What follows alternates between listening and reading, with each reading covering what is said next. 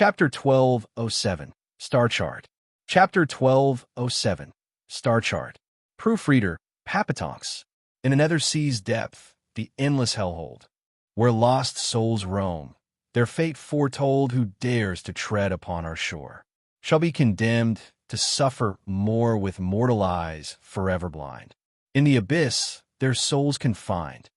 Schwanger held a black paper covered in squiggles in an elegant room, reading the first line at the top. Murong Shui and Luo Yunchang frowned. Murong Shui ventured. These lines are supposed to unravel the Nethersea map secrets. It should, but what do they mean? Luo Yunchang held her forehead, feeling tired. The map is covered in black dots that make no sense. The only clue is this verse. It's been 3 days already, and we still couldn't find anything. Murong Shui shrugged. If it were that easy, the gambling emperor wouldn't have wagered it. Zhuofan was right. If he couldn't read it, give it to someone else and reap the rewards while they fight. Regardless of who can read it, he would win in the end. It seems insidious experts aren't local to only mortal domain.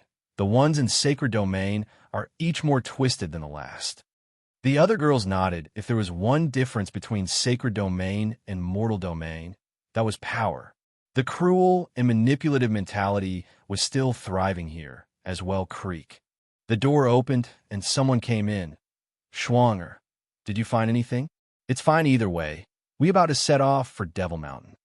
Sorry, Big Brother Zhua. We can't do anything. Don't let it bother you so much. You had the map for 3 days, while the gambling emperor must have gotten it decades ago, and still couldn't figure it out. It'd be stranger if you managed to do what an emperor couldn't.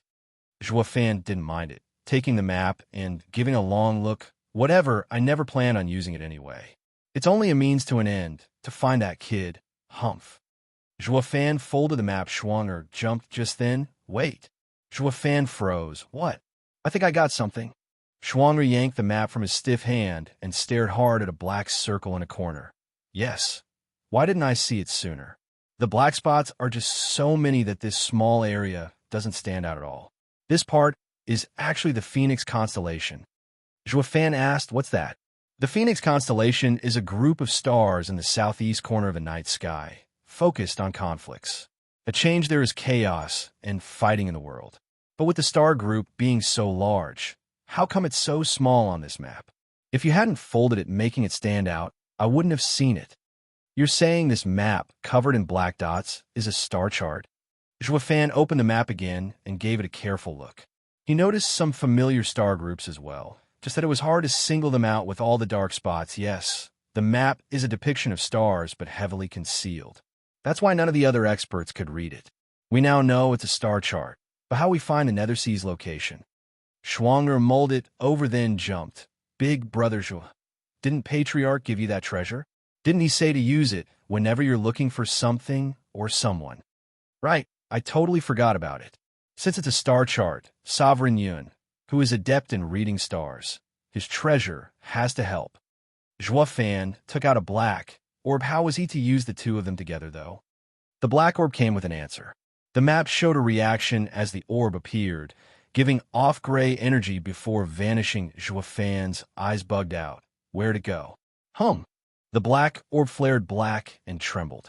Suddenly, all of their eyes went black and they fell flat on the floor. Waking up, they found themselves in a black area filled with stars. What are we doing here? Luo Yunchang cried out. Zhuofan was calm. Since he had been here before, no need to panic. Our spirits have gone into the orb.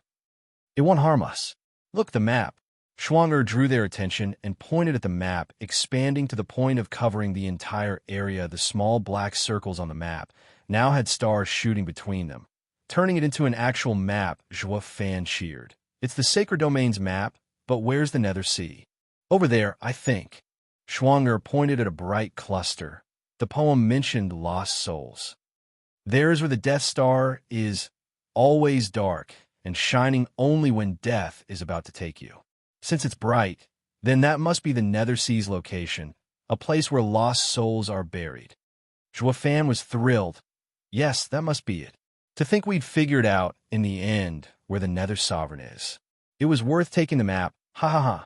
The girls were beaming as well, with Schwanger looking worried. Big brother Zhua, do you plan to go there? Of course. A sovereign's place is a special area anyone in sacred domain would drool over. Nether Sea is going to be very dangerous. Schwanger sighed, raising a finger. Big brother Zhua, look closer. What do you think this map is? Zhua Fan raised his head and shook as his face grew hard with the stars on the map joined together. They drew the map of the sacred domain. But on the edge of it, they showed only one character death. Zhua Fan, the Nether Sovereign is warning us not to seek out the Nether Sea. Or, Luo Yinchang looked worried as well. Zhua Fan paused in thought, then smiled. Well, of course, a sovereign seat of enlightenment would have some difficulties.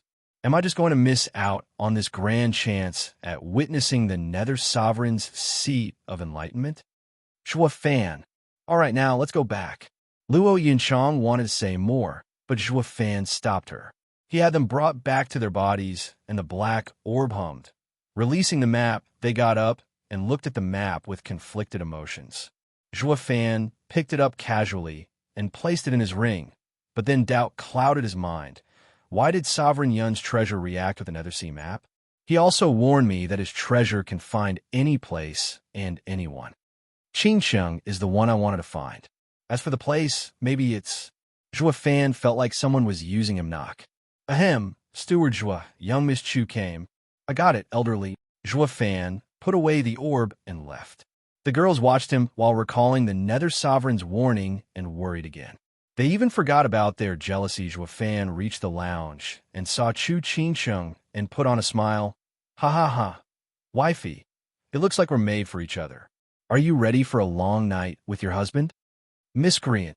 Chu Qingsheng blushed and huffed. Zhua Fan said, wait, they didn't agree. Regardless of what, I'm not something. Ugh. Chu Qingsheng pouted, and so they were alone and whispered. Zhua Fan, Senior Aunt May said to give the map first, even a copy. As for us, she needs to return to the sect and tell Master before. Chu Qingsheng looked embarrassed, acting all shyly. Zhua Fan's eyes went cold. That Biddy plans on welching out of the deal. But I'm not one to lose my head in front of a girl and fall for that. Zhua Fan didn't let his thoughts show. All right, I'll bring it right away. Zhua Fan was gone for moments, bringing a delicate box. Give it to Mei, Sanggu. What she wants is in there. Truly. Of course, our happiness is there as well. Zhua Fan smiled. Chu Qingsheng beamed and nodded as she left. But after a step, she paused and pecked his cheek. Running away with a flushed face, Zhua Fan felt his cheek with a goony smile. Chapter 1208. The Draw Map. Chapter 1208. The Draw Map. Proofreader, Papatonks. Senior Aunt, I brought it. Chu Qingsheng bounced happily in a courtyard. Calling in joy, the hopeful women had waited a long time to hear this. They welcomed her with Mei Sanggu in the lead, looking pleased and greedy. Fong Min and the others behind her were boiling in envy. Qingsheng, you've done well. Where is it? Here. Chu Qingsheng beamed, and Mei Sanggu took the box with haste. Her entire body, shaking. Fong Min's tone dripped with vitriol. The day finally came. Junior sister's first honey trap mission. Though she lacks passion, only ending up with a copy instead of the real thing. I would have done it hands down. Senior sister, I didn't use any traps. We truly... Chu Qingsheng lowered her head bashfully. Besides, the map is definitely with the clan head. If it went missing, he'll have to answer for it. He's already taking enough risk giving us a copy. We can't just... Mei Sanggu was upright and honorable as she nodded. Yes, the boy shows his deep affection by doing this. We shouldn't be hard on him, since he couldn't do anyway. It's good we at least got a copy. Ah. Mei Sanggu grinned from ear to ear as she was eagerly opening the box. Senior Aunt, what do you think then of his request? I'll tell Senior Sister once we get back. No rush. We'll do as Senior Aunt says. Chu Qingsheng gave a sweet smile, lowering her head and fiddling with her clothes. She was like a chipper child that couldn't show her enthusiasm. Fong Min seethed at the side. What's so great about being with some ignorant and lousy punk? That's no reason to be content. A weird shout drew Fong Min's attention. Looking over with joy, what is it, Senior Aunt? Is the map bad? No way. Zhua Fan wouldn't lie to me. Chu Ching-chung started and rushed to see she didn't worry about the map, though. But that this would get her senior aunt to flip out, Mei Sangu had a deep frown, holding a shriveled paper with yellow lines on it. It looked like a map, sure, but a map of what? All those random lines made it hard to decipher. I knew the Nether Sea was cryptic, but to think that not even I can make sense of any of it. Senior aunt, you actually believe it to be real? Fong Min looked it over. Maybe the punk just drew something random. Few have seen the Nether Sea map, with neither one among us. It'd be strange not to fool us. Chu Ching-chung jumped in his defense. Senior aunt, Zhuofan was thoughtful the entire time, and even promised me to do his best in copying it to make sure it's identical. Senior sister is just making things up. I'm making it up? You tell me then, what kind of map is that? We can't make anything of it. Minner, Mei Sanga glared, taking the map with joy. The fact you can't makes it real. The Nether Sea would have been a famous attraction by now if everyone could read it. I can also feel the kid's sincerity through this copy. Oh, what do you mean, Senior Aunt? Look, there's not a mark of a brush being used when drawing it. It's not uneven like others. Mei Sangu held her head high as she claimed. If he was faking it, then he would have left clear signs of drawing. With the Nether Sea being so special, there's no way the map was drawn with a brush. The more mystical the lines, the more genuine it is and proves his sincerity. These yellow stains as well. That must be where the Nether Sea is. All that's left is reading it. Mei Sangu paraded the map before the girls, leaving them speechless. Staring at the random and fading lines had them baffled. Chu Qingqing looked pleased as Punch the Ugg. Fong Min reeled, feeling like throwing up her lunch. She pointed at the map. What the hell did the punk use? That paper reeks of pee. Really? Mei Sanga gave a sniff, then flinched with a wince. Yeah, just what did he use?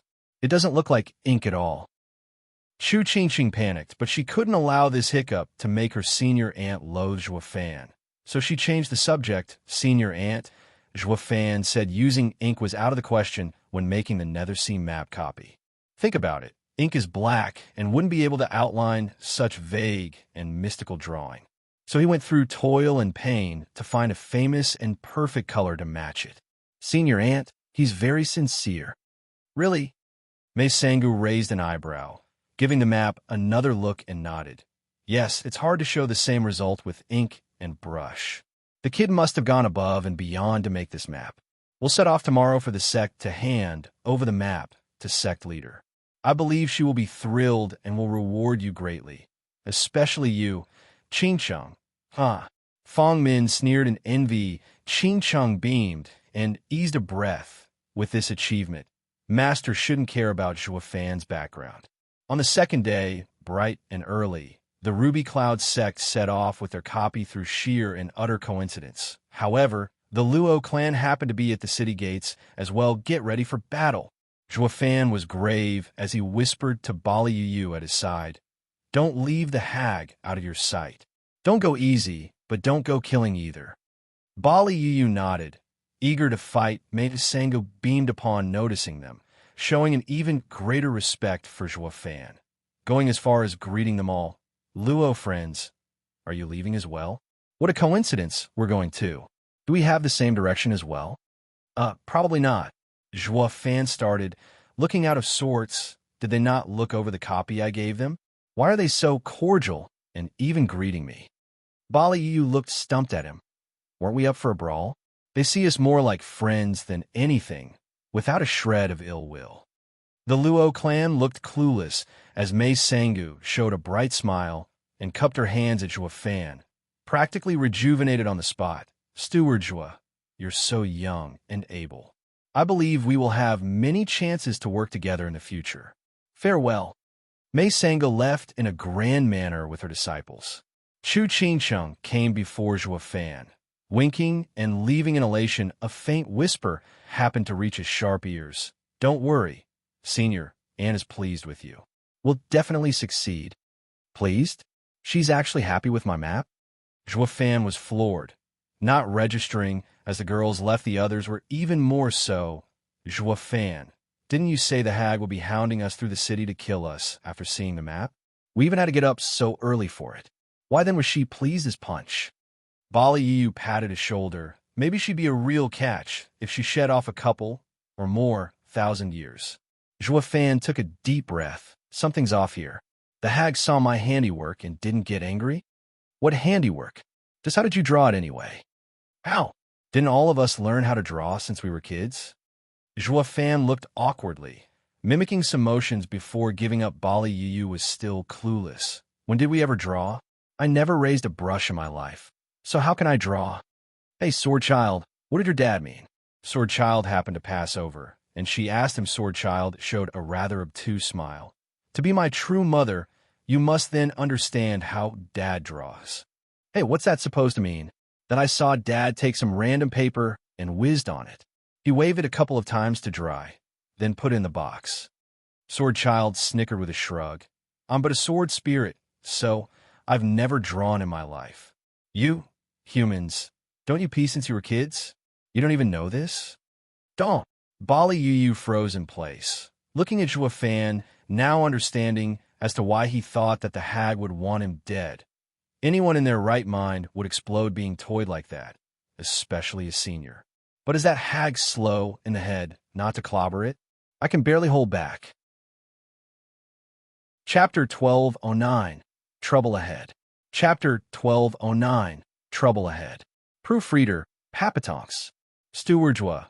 I feel a lot of eyes on us after leaving the city. An hour on the rough road, an old man whispered in Fan's ear. Fan nodded. With the map with us, they won't stop spying on us until it's gone. Some think ahead, while others will go for it on our way. We might have picked a long tail, but few of them will ever attack us. It doesn't matter. Yes. The old man left to walk with the others. 2 hours later, they arrived at a lofty mountain range. As the wind whistled, it signaled the arrival of men in black in the hundreds. The leader had a familiar face, none other than the demonic emperor's representative. Thousand-faced devil Fan welcomed him with a smile and a shake of the head, like master, like servants. I said Zhao Chun is fickle and impulsive, and his men are no different. Stewardjua, Luo clan. Thousand-faced devil ignored his complaints as he greeted with cupped hands. We have no bad blood between us. I know you are a grand clan and wish to be cordial still. In that regard, I hope you will offer up the Nethersea map. I won't forget such a favor. Fan smiled, walking forward and returning the gesture. Senior, we'd gladly offer anything else if it means befriending you. But as it happens, the Nethersea map isn't anything, but something won through our blood and sweat on the gambling stage. There's no reason at all to give it to you, Senior. Sorry. Stewardjua, spare me the empty pleasantries. I won't buy it. Thousand-faced devil-eyed the rest, turning cruel. I don't know how tough the Luo clan is or how many experts it has, but from what I see, the only one able to fight me is the miss who met Mei Sangu. As for the rest, 20 spirit kings won't matter against my 100. You will all die. Stewardjua must have earned your position with your guile, so you should know this as well. Fan was unmoved. Senior, you mean that no matter what we'll incur from it, you still have to rob us? Yes, I don't know your limits, but it can't be worse than suffering the demonic emperor's wrath. He will be sure to take my life if I don't return with the map. Since death is certain, in either case, I at least have some chance going against you, right? Yes, the unknown is scary, but it's also uncertain and, by extension, survivable. You're gambling we have no backing at the level of the 8 emperors, so attacking us won't be an issue. Fan's eyes shone. Congratulations, you win. We really aren't at the 8 emperors level. Your plan to pick on the weak is a success, but too bad you're the weaker one in this situation and made the wrong call. You don't have enough men to take us on. Thousand-faced devil sized them all up, laughing. Stewardjua, bluffing now, are you? Yes. The peak stage Spirit King, young miss, is comparable to an emperor without a doubt, but don't go telling me you have more of such monsters. At the same cultivation, the strengths of everyone is almost the same, which makes it a matter of numbers. That is where you lose. Quality, not quantity, is what the Luo clan favors, huh? Fan snickered and patted Swordchild's head. Son, bring me his head intact. Yes, father. Swordchild bowed and took 2 steps forward. His eyes glimmering. Thousand-faced devil gasped. You're sending a child to take my head? What a joke. Whoosh. Black flashed in front of him. With a faint breeze, the sharp sword wave flared across his forehead. Thousand-faced devil was startled, ducking just inches from the attack, taking some hair and leaving him soaked in sweat. The strands drifting in the wind, but then came the second strike, fearful as he was now. A whirlwind kick came from below, aiming to relieve him of his head. Thousand-faced devil felt death nearing and leaned sideways to dodge and jump 1,000 meters back, away from the danger looking ahead. The sight shocked him stiff. The one who almost took his life was none other than the scrawny child. His kick did not touch him, but the force behind it unleashed a sword wave that reaped 10 lives. The bodies turned to mist, cutting thousand-faced devil's 100 spirit kings to 90 SSS. Gasping, everyone went pale. Thousand-faced devil was shaken to the core, his bravery gone as he looked at sword child in utter dread. It was beyond him how a 7-year-old wielded such deadly power. Is he even human? Thousand-faced devil felt his world view come crashing down on him. Sword child was, of course, a sovereign weapon, sharp and deadly. Not even a sacred beast could match his toughness, let alone humans. Boy, you're quite springy for an old man. Sword child huffed, snickering at thousand-faced devil. The latter felt his skin crawl, then noticed the casual Luo clan Bali Yu, the pseudo-emperor, didn't lift a finger, with only the little freak causing so much damage. This made it so the Luo clan had 2 emperor-level experts, and would be deadly if the others joined, as well. His advantage in this highway robbery had now flown out the window. Thousand-faced devil sighed, thinking of backing off, but a look at the glaring Bali Yu and sword child told him he had to pay for starting this. At least an emperor had an emperor's advantage. One, a spirit king, couldn't cover. Thousand-faced devil's eyes flashed, and he made a sign. As his hands moved, ghastly faces appeared in the air. Imperial mark, thousand faces slaughter.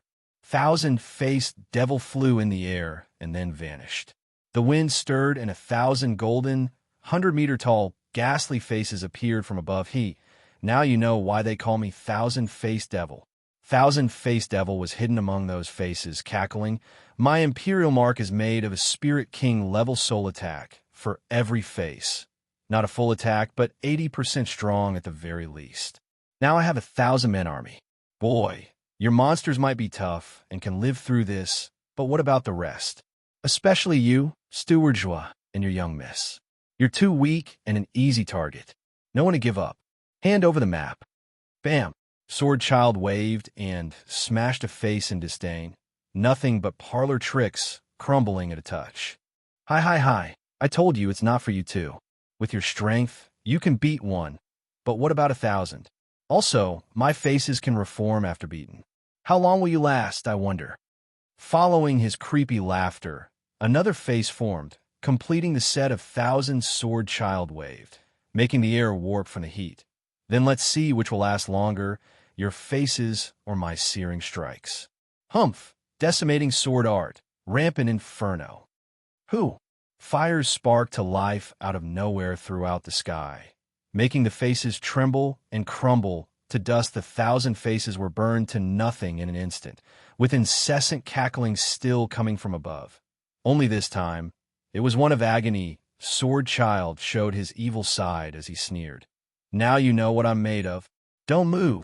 A shout caught their attention as a boiling hand grabbed Shuafan's neck.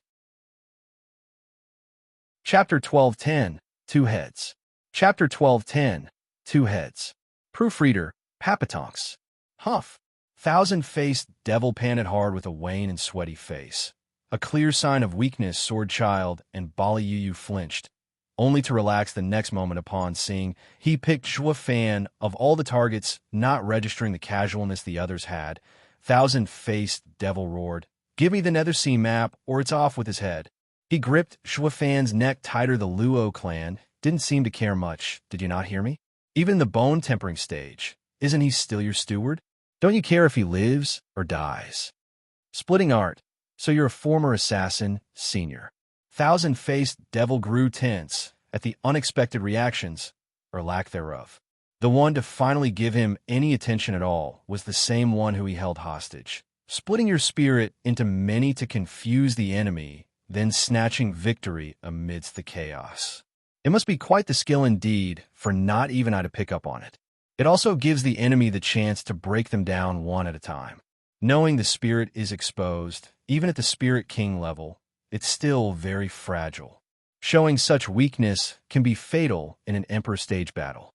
The devil met Zhuofan's taunting eyes and snapped. What do you know of such a high-level battle? Shut your trap, or I'll snap your neck. Ha ha ha, you should have done that from the start, when you had the chance. A shaman assassin should be focusing on speed and killing, not on taking hostages. You doomed your assassin profession the instant you left killing aside. Thousand-faced devil gave him a long look, clueless about where he was getting at. I'm an emperor, and I'm supposed to kill a bug like him from the start? I control his life and can take it whenever I want. Why? Crack. The snapping sound made thousand-faced devil shiver, feeling his hand going numb and him being unable to move it. His eyes grew wide as he saw Zhuofan's right hand glowing red and gripping the same arm tight, like clamps. How can? Thousand-faced devil's face twitched, wanting to squeeze his fingers and crush Zhuofan's neck. A shame his hand was frozen, unable to budge. It was in fact pulled away by an incredible force, out of his control. Why you? Thousand-faced devil gawked at the hand gripping his, then at Zhuofan's creepy smile. Fear took its hold on his mind, roaring, "How can you have such power? A bone-tempering cultivator. Ha ha ha. I told you your assassin career is at an end." Zhuofan's eyes grew cold, and he snapped his Qilin arm to the side. Thousand-faced devil's weakened body snapped from the shoulder as he flew away without his arm, leaving a bloody trail whoosh. Before he got to taste the agony of having his arm yanked out of his socket, something black flashed in front of his horrified eyes, a sword/whoosh. A head rolled in the air, falling in a small hand. Thousand-faced devil's headless body spurted blood for a few moments, then plopped his men, saw their boss off like nothing and lost all courage. Flying away in panic, Zhuofan's group let them go, holding them in disdain. Of all the people here, taking Steward Zhuo hostage is like signing your own death warrant. Dad, here's his head. Sword Child presented the shocked and terrified head to Zhuofan. He nodded and put in his ring before signaling the others to resume their journey minutes after they left. Many men in black appeared at this bloodbath, before vanishing once more in a manner in Mist City. The city lord heard the scouts' report and turned pensive. You're telling me the Luo clan had an easy time dealing with Thousand-Faced Devil's team? They definitely aren't a normal group to not care about the demonic emperor's opinion. Have you found anything about them? City lord, we've long since sent people to Joy Town, and there is such a clan there. But with the location being so remote, it'll be hard to find anything from their past. From the passing traders, we did find that the town has been around for thousands of years, far from the secular world and from the power struggles of the sacred domain. Why would this monster rise up now of all times after thousands of years? And so flashy too. The city lord paused. I'll need to report this to the gambling emperor. Something isn't right about this group, messing with the 8 emperor's people and even stealing their things. 2 months later, in a dark hall, only a pair of eerie eyes were seen coming from the seat of honor, with the city lord kneeling below, reporting gambling town's events. A bright smile appeared below the eyes. Ha ha, how amusing. Of all the famed 8 emperors, none won my gamble. The victor turned out to be some unknown clan from nowhere. Gambling Emperor, the Luo clan has many people of great talent. Their steward, Zhuofan, has low cultivation yet holds such a position.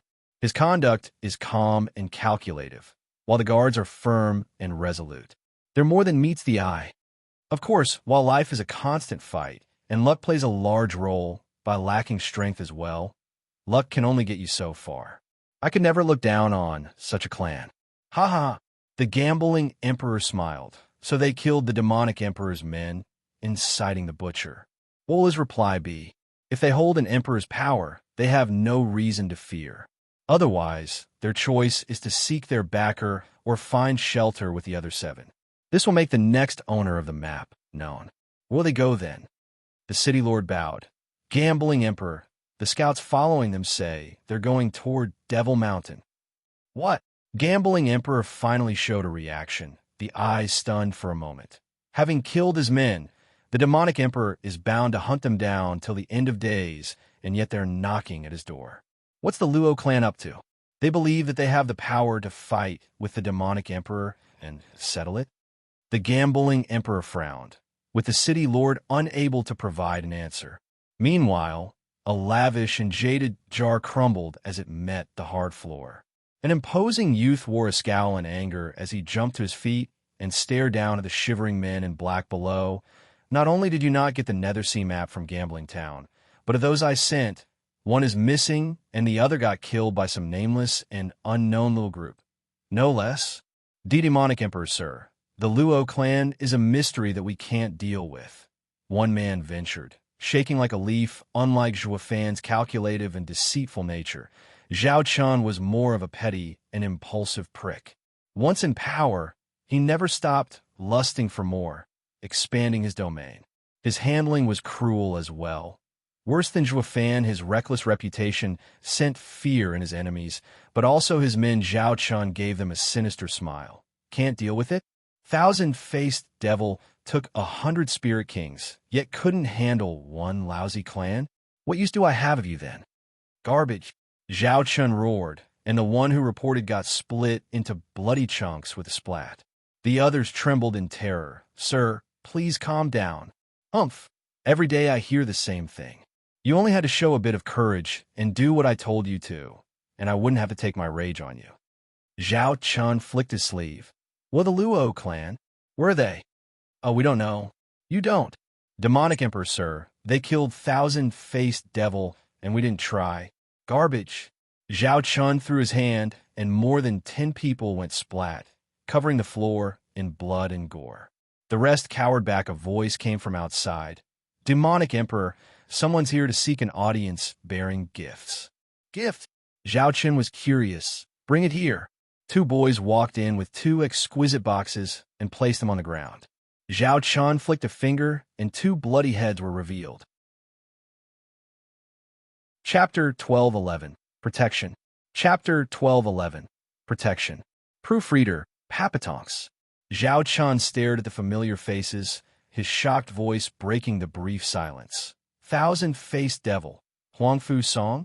What are their heads doing here? Guard, who brought them here? Demonic Emperor, sir. They call themselves the Luo clan of Joytown and are outside the mountain waiting to see you.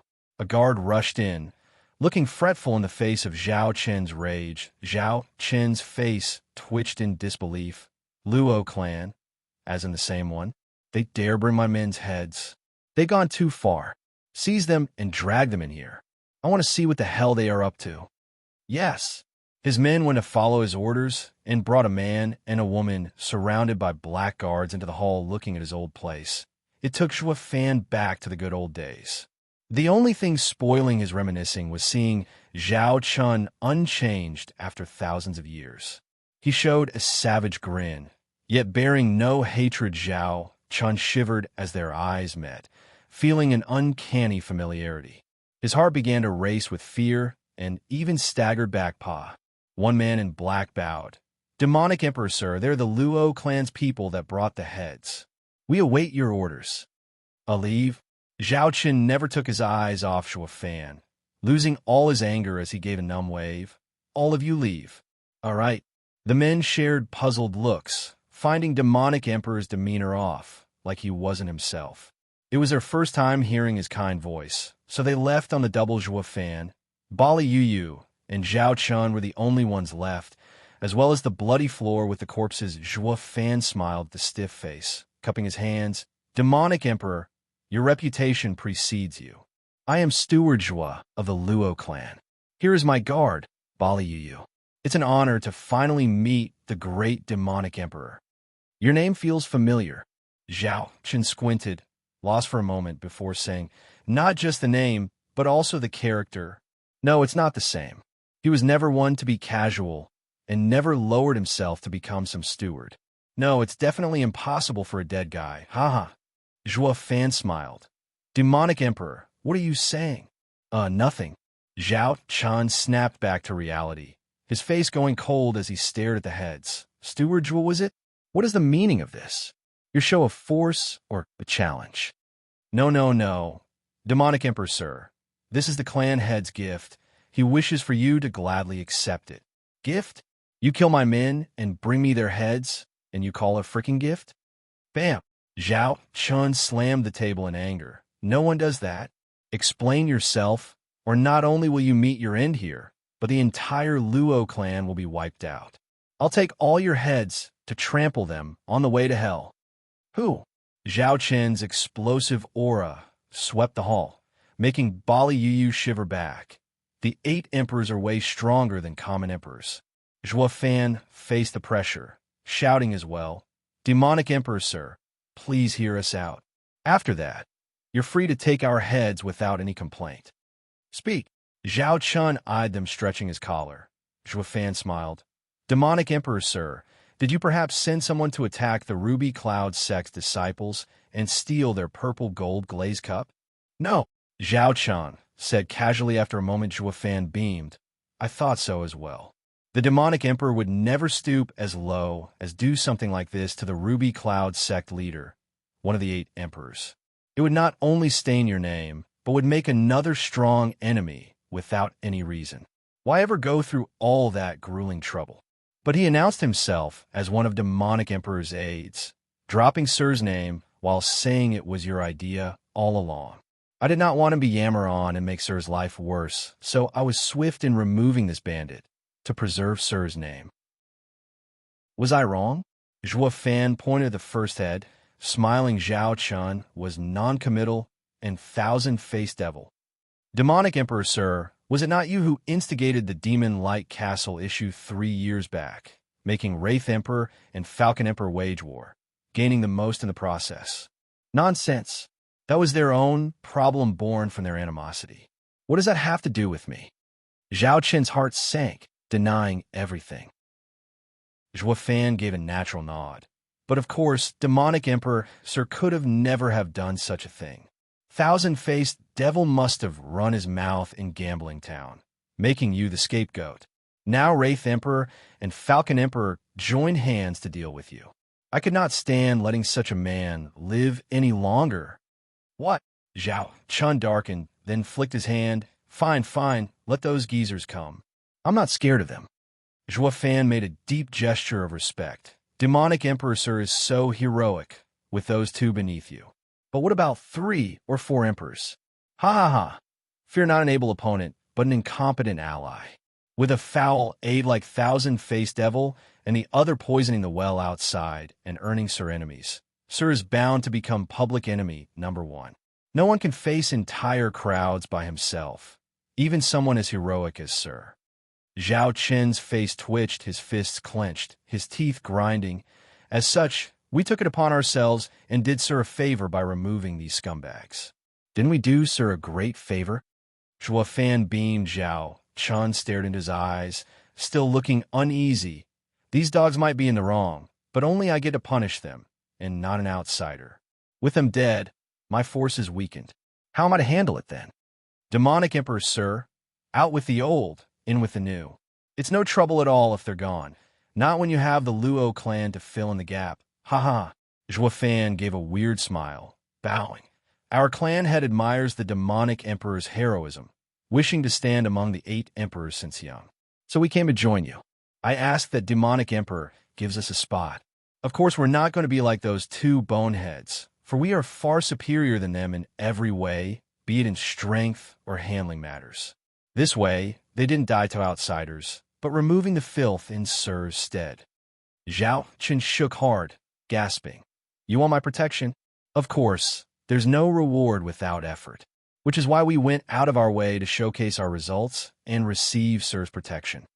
Zhuo Fan's hand shone and took out an aged paper. He offered it with 2 hands, making Zhao Chun jump in joy. The Nether Sea map? Yes, we know Sir wants it, and went through hell and high water to bring it to Sir. Zhuo Fan smiled, glancing at the ghastly heads with derision. Also, this is our chance to prove our use to Sir. The 2 lost their lives and couldn't get it while we did. I am confident sir would be pleased to have us. Zhuo Fan nodded as he smiled wildly. But then he hesitated. Why is it you chose me of all the 8 emperors? And don't tell me it's out of admiration or some flowery speech. I want the truth. Demonic Emperor, sir, is a man of many values. I knew he made the right choice. The two shared a nod before Zhuo Fan turned to Zhao Chun. I'll be perfectly honest. The Luo clan has been hiding in Joy Town for millennium. To come out of that hole, we needed an emperor on our side. We had to make a choice from among them. Sir can also see that with our strength, it'd be easy to have any emperor's favor. The first that took our notice was, of course, the head of the 8 emperors, the Sword Emperor. Alas, Sword Emperor has the highest demands and the greatest power. Like they say, it's better to be a leader among men than a grunt among giants. We feared that we had no room to grow under the Sword Emperor, giving up. As for the rest, they're all geriatric and washed up, pedantic and outdated, hardly able to help us rise among their people. Only Demonic Emperor, sir, with your youthful valor, is the perfect choice to work for, your right hand. Chapter 12:12, Give and Take. Chapter 12:12, Give and Take. Proofreader, Papatonks. Zhao Chun approved as he nodded, elated at the praise. Good eye. I see your clan head is an educated man. I'm not one to brag, but among the 8 emperors, only I have such strength and right to be the head among all emperors. It's only a matter of time before the decrepit Sword Emperor will be replaced. That's what our clan head's been saying as well, although, yes, we killed 2 of Sir's men, and going to another emperor would keep us safe, if only for a while before we'll suffer your retribution. Being the target of the Demonic Emperor's wrath is like having a viper stalking you. We'll never get a wink of sleep. Only under Sir's protection could we be friends instead and resolve this animosity. Zhuo Fan sighed. Regardless of everything, our best choice had and always will be Demonic Emperor. Zhao Chun gave him a long look, good thinking, and impeccable analysis. Yes, you've made the perfect choice in coming here with these fools' heads. Who was it, though, that came up with this brilliant tactic? Zhao Chen's eyes shone, somewhat eager. Demonic Emperor, sir, Steward Zhuo is our clan head's trusted man. With him helping clan head every step, it is only his duty to help clan head make a decision. That was Bali Yuyu's cue, and she came forward with a cupped hand. Zhuo Fan shook his head in modesty. Please, I only offered simple advice. Clan head had the final say. Steward Zhuo, take credit where it's due. As a bone-tempering cultivator, to stand next to clan head is only possible by showcasing your impressive talent. Bali Yuyu mocked. Demonic Emperor, sir, please overlook Steward Zhuo's paltry cultivation, for in the Luo clan, he even has clan head's ear. Otherwise, clan head's inclination would be towards the Sword Emperor, with so many of our clan's guards practicing the sword. Zhao Chun stared hard at Zhuo Fan. Only then, noticing he was dealing with a bug belying his low cultivation, the guy was very well placed, in fact. This further proved his talents lay elsewhere. From what the woman says, the guy must be quite the deep thinker. Blasted, that's exactly the talent I'm missing. Zhao Chun walked forward, taking Zhuo Fan's hand with a smile. Ha! It's so rare to find a true strategist these days, Steward Zhuo. I truly need someone like you for Devil Mountain. Leaving it up to those fools will run all its millennium-long legacy into the ground. Demonic Emperor, sir, you're too kind. Then the Luo clan. Say nothing more. Of the 20 demon guards, 36 cities and 64 clans. As you replaced thousand-faced devil, you shall be above every one of them. Zhao Chun slapped his chest, vowing, I shall declare the Luo clan as my loyal subjects, with Steward Zhuo my right-hand man.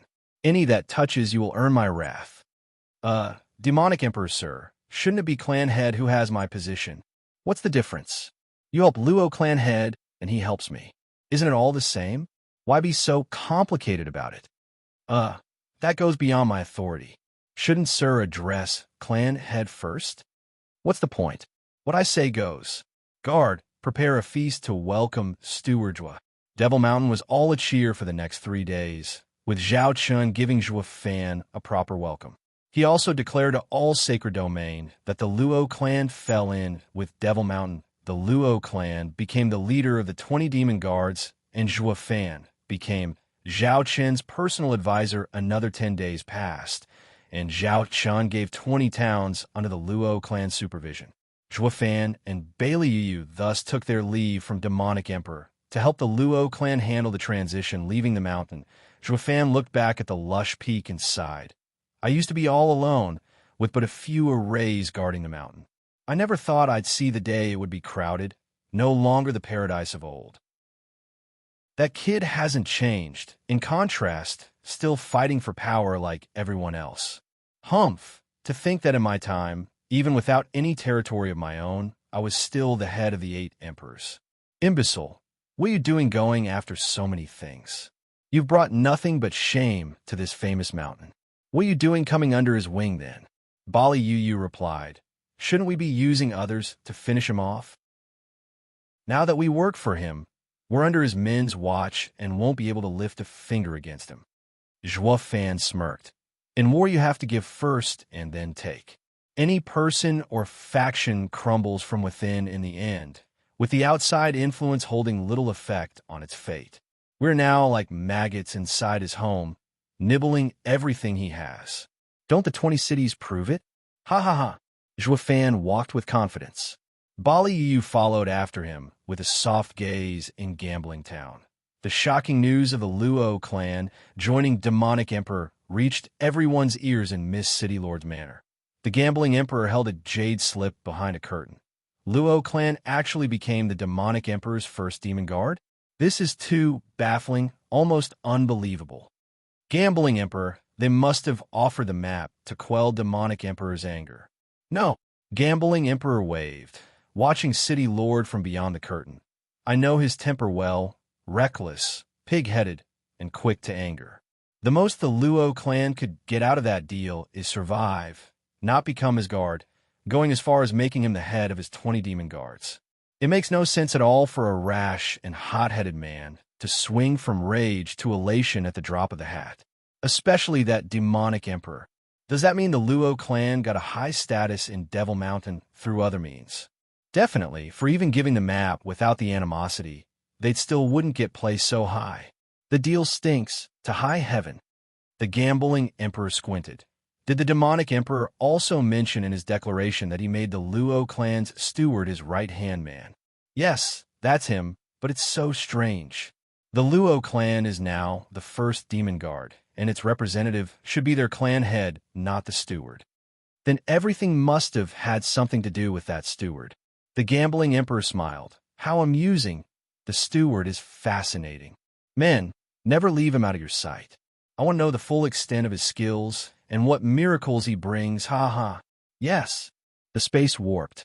In a dark room, 2 shadows sat across from each other. Did you hear? That arrogant Luo clan that was in Gambling Town got the Demonic Emperor's protection. And aren't we going to act? Of course we are, but everything about the Luo clan is strange. Anything could happen. What's so great about some no-name clan showing up? Demonic Emperor made us lose half our lands. We have to take it back, on our titles as emperors. I heard that the 7 sacred mountains intends to move on to the 8 emperors. One of the weaker ones might even get replaced. Then, the man hesitated. Fine, then if we have to strike, we'll go after the Demonic Emperor. The Luo clan wants to have a protector to spread its wings, but they've made the wrong choice. In the Ruby Cloud sect, a woman in her 40s sat in the main seat, holding a yellow paper with a grimace. Junior sister, are you certain this is a copy of Nether Sea map? Definitely, just look at the vague lines and the faded landscape. No brush could ever leave such artistry behind. Mei Sango looked proud as she explained her disciples bobbed their heads. Even Chu Qingsheng, Mei Sango was happy to give Chu Qingsheng the credit. Senior sister, it's all thanks to Qingsheng using a honey trap to get that boy to forget all dangers in making this copy. Senior aunt, that was not a honey trap. Didn't we clear that out? Chu Qingsheng smiled as she implored her. Master, Zhuo Fan said he wanted me to leave the sect and have a normal life. Nonsense. You're the pillar of the sect. You can't just go with any man that talks to you. Mei Sanggu glared at her. Chu Qingcheng got anxious. But senior aunt, you clearly promised. What? I only said we'll return to report to senior sister. If she doesn't agree, that's that. That's enough. Looking at them all red, the woman raised a hand. Regardless of honey trap or Qingcheng promising the boy, it no longer matters. This map is fake. Fake? That can't be. Look at the lines. Not made by a human, right? The woman sneered. To be so smug when the other fooled you so badly. No man made the map. True, but also untrue, since no brush was used. Mei Sanggu blinked in confusion. Chapter 12:13, War. Chapter 12:13, War. Proofreader, Papatonks. The woman shook her head and chuckled. You all, high up on your perch, made you forget the basic human nature. Basic nature? Don't common people eat, drink, and relieve themselves? She threw the yellow paper in Mei Sanggu's hand, smiling. Remember when raising Qingcheng that she drew the same map up to 4 times a day? And that smell, it just never gets old. Ha ha ha. What? Mei Sanggu gave the copy another sniff, finally coming to an explosive revelation. Senior sister, you're saying that fricking punk relieve himself on this paper? What do you think? This is absolutely outrageous. Mei Sanggu flipped out, flicking her hands with lightning speed, tearing it in drifting pieces on the ground. The thought of having treated that foul thing as treasure for so many months, tracing its every mystical line and making her hands reek, she keeled over and emptied her stomach on the spot. Fong Min and the disciples sniffed their own hands and couldn't wait a second more to wash their hands. They were elegant ladies, yet had to touch such filthy and repugnant things. Chu Qingcheng shook her head in disbelief. No, that can't be. He wouldn't lie to me. Why would he use such a thing to toy with me? Humph, dumb girl. He was only messing around and never truly cared about you one bit. You still went on playing the honey trap when the other played you instead. You even dared to involve ourselves? How worthless. Fong Min spat. Chu Qingcheng lowered her head, her heart crushed with heartache on her first time leaving the sect. The first man she ever felt something for was Zhuo Fan. They were such a good match together, wanting to remain like this, but it turned out that Zhuo Fan had been toying with her. He could have just said the map couldn't be copied. Why did he have to lie to me? Are senior sisters right, that he's only using me and never really cared? How could I be so foolish to not see it? In Gambling Town, he had so many pretty women around, so why would he care about some plain girl instead? As her bleak outlook turned forlorn, Chu Qingcheng's heart sank. The woman on the main seat coughed. Qingcheng, men are fickle, so don't let them get to you. You have your destiny with you, and are much better off without those fools. Focus on cultivation. Chu Qingcheng deflated and gave a weak nod as tears brimmed her eyes. Senior sister, I can't do anything right, letting some brat get the best of me at my age, and even bringing such filth back to the sect. I deserve to be punished. Mei Sanggu looked ashamed. The woman waved her worries away. We have thousands of years of experience, making our childhood memories vague. The disciples are also sensible to not encounter such an event. It only came to mind because I've been looking after Qingcheng all these years. She is my dear, precious disciple, making these memories deeper. Master, Chu Qingcheng was touched. Unable to overcome the sadness within, she started bawling. Fong Min huffed in envy. Damn this girl, throwing tantrums. She didn't help the sect one bit, yet Master still treats her so nicely. Where's the fairness gone to? Mei Sanggu only grew angrier and roared. Rotten creek. Senior sister, I'm going after him and putting him in his place, or he'll think Ruby Cloud sect is a pushover. The woman caressed Chu Qingcheng's hair, her eyes flashing. Sect leader, Devil Mountain made a declaration to the entire sacred domain. A sharp voice came from outside, and a girl floated in to present a jade slip. The woman took the jade slip and shouted, Sanggu, you don't have to go. He's untouchable. Wah! Take a look at yourself. He and the Luo clan are now cherished men of demonic emperor. Going after him means waging war. What? Mei Sanggu snatched the jade slip and gave it a quick read, her face fuming. Damn it! They must have given the real Nether Sea map for his status, so the dog would have a master. We can't do anything to him now. Fong Min and the rest were shocked. The Luo clan sure works fast, getting the demonic emperor's protection in such a short time. The leading woman shook her head. Don't worry, they won't be safe for long. When their protector falls, we'll get them and make them pay for Qingsheng. What? The others blinked in doubt. 3 months later, Zhuofan handled the transition of the 20 cities Zhao Chun gave to the Luo clan, who happened to be under the two he killed. There would always be some trouble when such a change occurred, from some ignorant fools trying to take over or other such overambitious people. 3 months to settle all that was not nearly enough. The Luo clan, however, moved with power and speed. Adding to them Morong Lai, Lu Mubai, and the other Sword Kings, all the trouble became trifles. The 20 cities fell into their hands, finally making it officially Luo clan's second turf in sacred domain.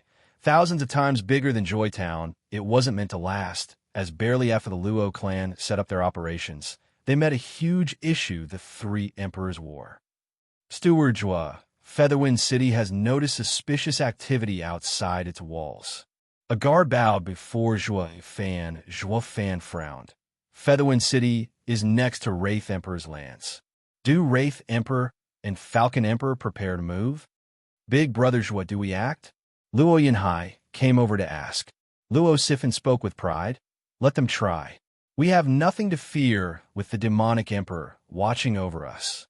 The Luo clan isn't the only one fighting in this. We have reinforcements. Not happening. Zhuofan glared at the two. You think of yourselves shielded and want to fight them? Even with covered backs, it'll be our Luo clansmen who will die out there. Why should we take such losses? Luo Yinhai nodded. I can understand that, but we are at the border of the demonic emperor's lands. Are we to retreat, if not attacking? Retreating will ruin this rare chance of getting in the 8 emperors conflict. Then, get the best of 2 worlds by watching them slaughter each other. This grudge is between the 3 of them, and we can stay clear. How is the question?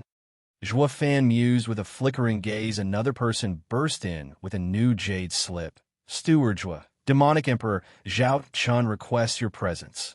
I was about to go see him as well. Zhuofan grinned, taking the jade slip and leaving for Devil Mountain with Bali Yuyu. Taking 3 days to arrive, the demon guard knew them and let them in the hall. They bowed before Zhao Chun. Greetings, demonic emperor. Steward Zhua, please sit. Zhao Chun impatiently gestured to the chairs. Steward Zhua, I believe you know by now why I called for you, having taken over the 20 cities I gave you. Zhuofan nodded. The Wraith Emperor's forces show increased activity. They have ill thoughts. Not just that, but they want to settle the score from years ago. Zhao Chun huffed and flicked his hand. The Falcon Emperor's men are acting up on the other side as well. The two must have planned it to pincer me. Do they really think they can beat me with this? Huh. Steward Zhua, I call for you to ask how the Luo clan is handling the 20 cities. Are you ready to block Wraith Emperor's forces? Zhuofan paused. Demonic Emperor, sir, the Luo clan is still new here, struggling to get all the local thugs in check. Now that the enemy is coming from outside, getting complete control in just 3 months is a little. All right. I know where you're going with this, but escaping this war is impossible. Now how many men do you need? I'll give them to you. I want to let them know that even with both against me, I'll still crush them. They want to settle things over? Humph, they're far from worthy. Zhao Chen's eyes shone with cruelty. Zhuofan muttered. Demonic Emperor, sir, the way I see it, avoiding a war is the best option. Chapter 12:14 Overwhelming Tactics. Chapter 12:14 Overwhelming Tactics. Proofreader, Papatonks. Why do you say that, Steward Zhua? Zhao Chun frowned. Zhuofan smiled as he stood, taking a couple of steps. When 2 fight, the 3rd reaps the reward. Demonic Emperor, sir, is heroic, but against 2 others the odds aren't looking favorable. You may even win, but the losses will be devastating and turn into a loss in the end, while the other emperors will use this chance to seize Sir's lands. In short, war will only bring downsides. Like in the war between the Falcon Emperor and the Wraith Emperor, what did Sir do? You think I don't know that? Zhao Chan sighed. It's not I who started this fight, but the other two geezers coming at me. Not defending will be the same as handing over the land. Losing not only territory, but my name too. With the world seeing me weak, no one would turn to me for protection. Zhuo Fan nodded. Yes, by not fighting the losses will be greater, making the war a must. However, it shouldn't be Sir who fights. Who else then? They came especially to fight me. Let those lurking from the sidelines fight. That's the best tactic. Zhuo Fan wore a sneaky smile. Any that joins it has to suffer. Why doesn't Sir just have those spectators hop into the fray while you take their place instead as the third party? Zhao Chun started. You want me to look for allies? But who would aid me at such a time? There's two emperors coming as well. Any allies I find, if I do find any, would at most give a lofty speech only to be a no-show when the war starts. Demonic Emperor, sir, it's not seeking allies, but adversaries. You fight alongside allies, unlike with adversaries. They do the work while we watch without lifting a finger. Steward Zhua, are you in your right mind? Zhao Chun stared hard, then cracked up. Steward Zhua, where are we supposed to find such Nimrods? I don't know of any among the 8 emperors who'd be that stupid to waste his strength. Zhua Fan smiled. Of course there aren't any foolish enough to do it, and recruiting adversaries comes with a price, even the 8 emperors. What price would that be? Zhao Chun asked. Zhua Fan's grin widened, stressing every word. Demonic Emperor, sir, have you managed to decipher the Nethersea map by any chance? You want to give the map? Not happening. Zhua Fan shook his head, denying such an idea. The Nethersea map is the only clue to the Nether Sovereign's seat of enlightenment. It's invaluable. Why should I just hand it over? What if they decipher it? The map is too abstruse for common eyes to unravel. The gambling emperor wouldn't have bet it otherwise. We're not going to use the real map either, but a copy. The real thing will stay with Sir. No, what if they can still crack it? We could just tamper with it, making it impossible. Tampering it and they still won't notice. Demonic Emperor, sir, please take out the map and allow me a look. Zhua Fan bowed, squinting.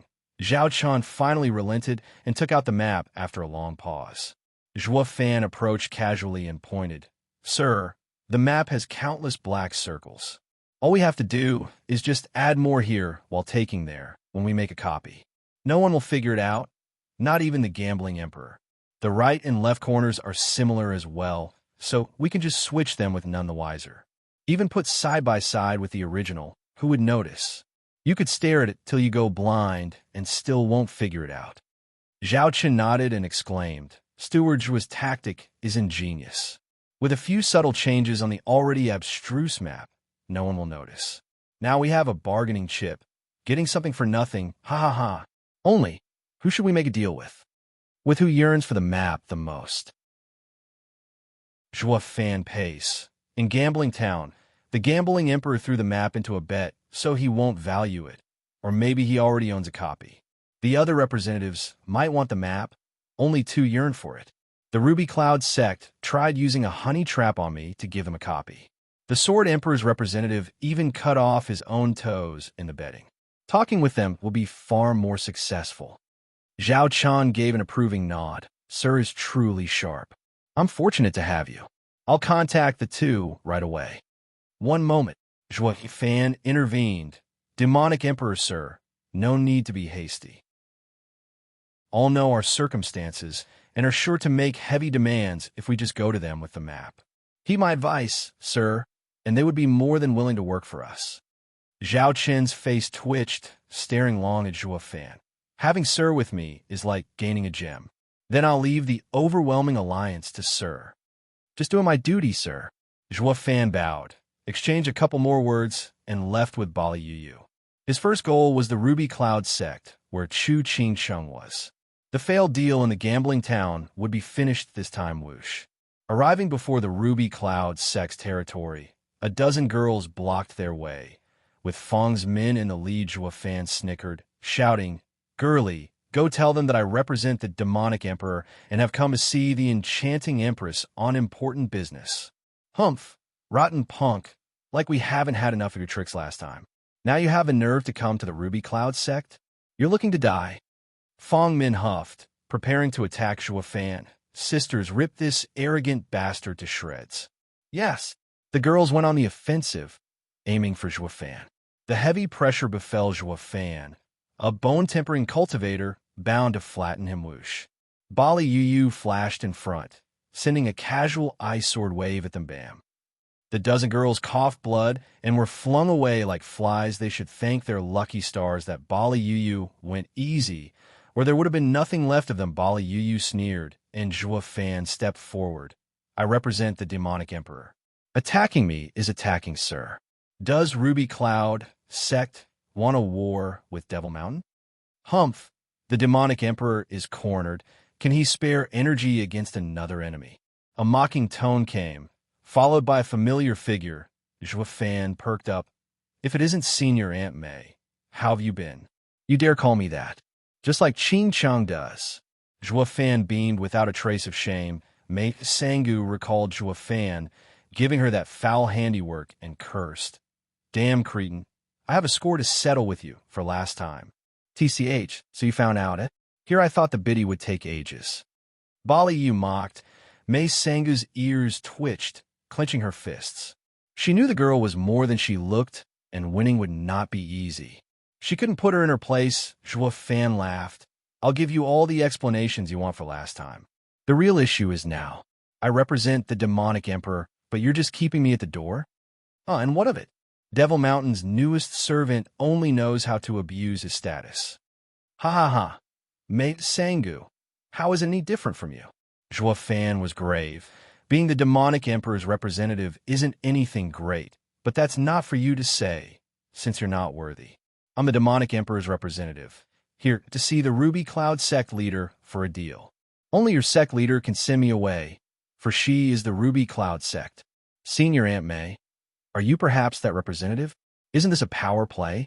Did the enchanting empress die? Why you? Mei Sangu's face twitched in anger, ready to explode. She wanted nothing more than to flatten him under her heel. But the only option she had was to bottle up her fury. Not only was Bali Yu an unknown guard that she had no confidence winning against, Zhuo Fan was, unfortunately, right. He was the demonic emperor's representative, and this involved the relations between Devil Mountain and the Ruby Cloud sect. She had no right to take charge here. What a darn shame. A bone-tempering bug had such power, but not her. Mei Sangu's anger flared once more. Dealing with Zhuo Fan was like losing 5,000 years of her lifespan. Chapter 12:15, Pressing Urge. Chapter 12:15, Pressing Urge. Proofreader, Papatonks. Senior Aunt May, kill him already. Shut up. Are you an idiot to not see I can't?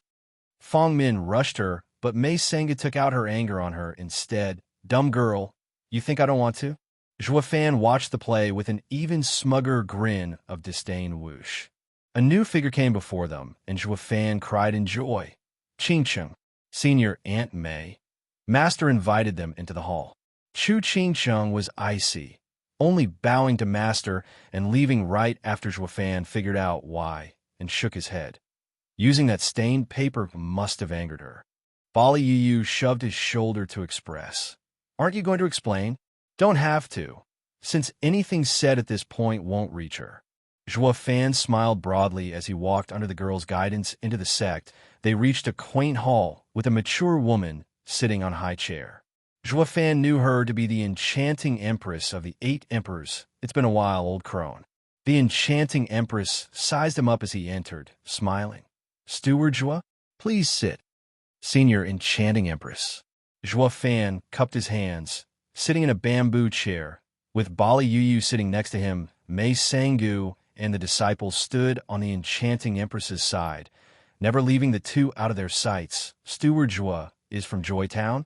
Your name is bringing me unpleasant memories. Sipping her tea, enchanting empress pointed out. He was authoritarian like you. Looking at Steward Zhuo is like seeing him. I wonder if there's a connection. Zhuo Fan smiled. The demonic emperor said the same thing when he saw me, but I was born and raised in the Luo clan. I'm sorry to disappoint you, but the name was bestowed by clan head himself. Oh, it's fine. Just recalling an old friend of days long past. Old friend? Of yours and the demonic emperor?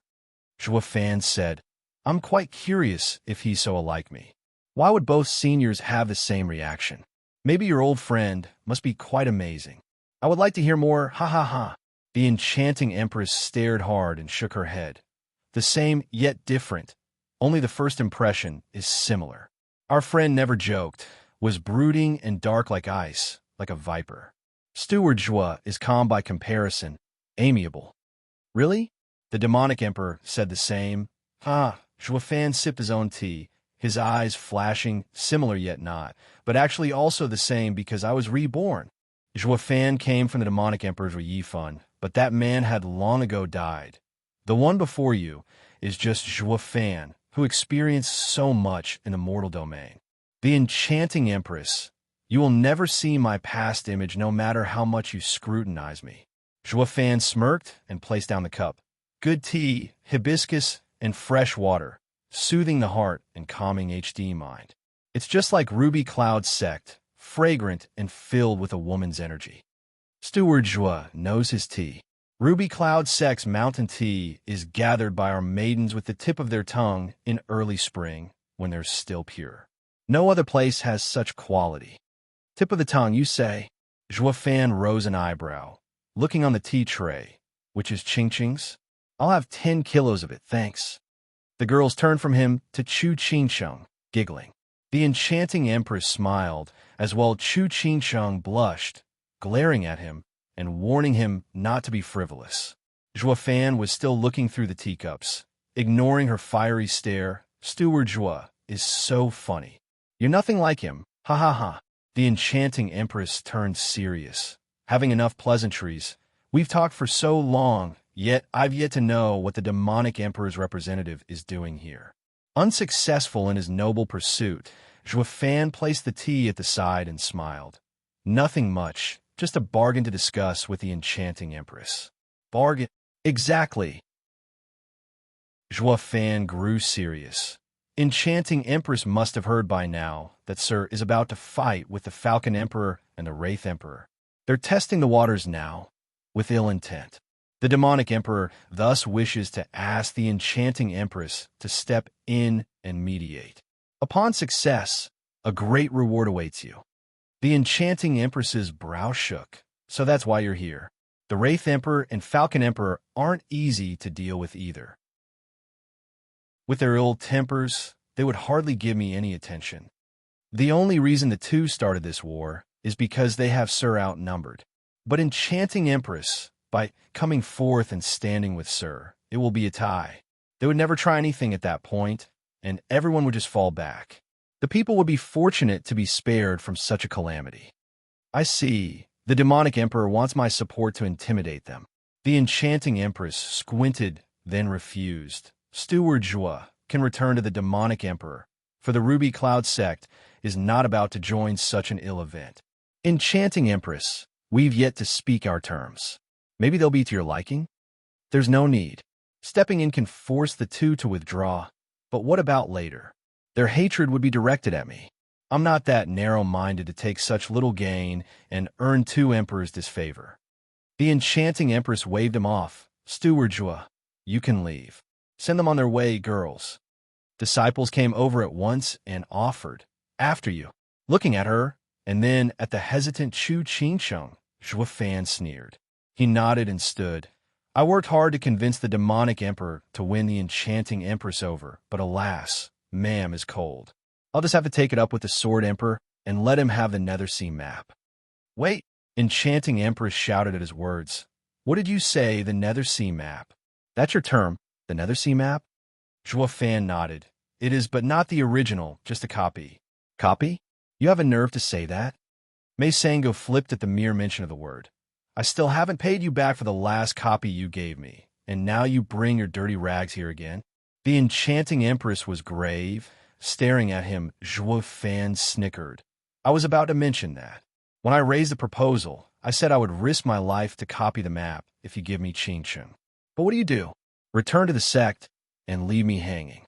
I'm not as gullible as Qin Cheng to believe your lies. But she insisted on having it or she would be scolded. I thus promised her and gave her a map. Zhuo Fan bent backward, sticking out his waist very suggestively, his tone a mockery. Ain't this a map as well? Well, not Nethersea map, by any means, but I would rather have you spit fire at me instead of Qingcheng. Zhuo Fan. Chu Qingcheng was touched, and looked her heart melted. The enchanting empress was grave. And now? Is the map real this time? Of course, the demonic emperor personally offered the deal, so it can't be anything less than genuine. Zhuo Fan shouted. The demonic emperor planned to go for the head of the 8 emperors first, the sword emperor. He just had to show up, and the other 2 would easily fall back. But I missed Qingcheng and hoped to give the Ruby Cloud sect some help. Thus I persuade the demonic emperor to find another worthy ally, recommending the enchanting empress. I did all this so that Qingcheng and I could be together. I'm doing this out of personal interest, since the Sword Emperor is enough to force the 2 back. So why even bother making another map? Enchanting Empress nodded. How can we be sure the map is real?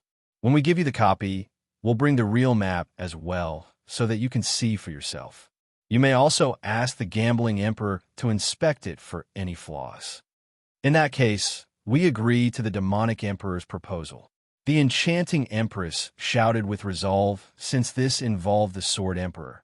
The Falcon Emperor and Wraith Emperor would not direct their anger towards her. The Sword Emperor was there to take the lead, and she'd be safe. Chapter 12:16. Meeting the Sword Emperor again. Chapter 12:16. Meeting the Sword Emperor again. Proofreader, Papatonks. With the agreement coming to a close, Zhuo Fan and Bali Yuyu said their goodbyes. The Enchanting Empress had someone walk them out, urging them to talk about the details later. The Enchanting Empress gazed into the distance once they were gone, sighing, I can see why a bone-tempering cultivator got such a high position. He has a knack for it.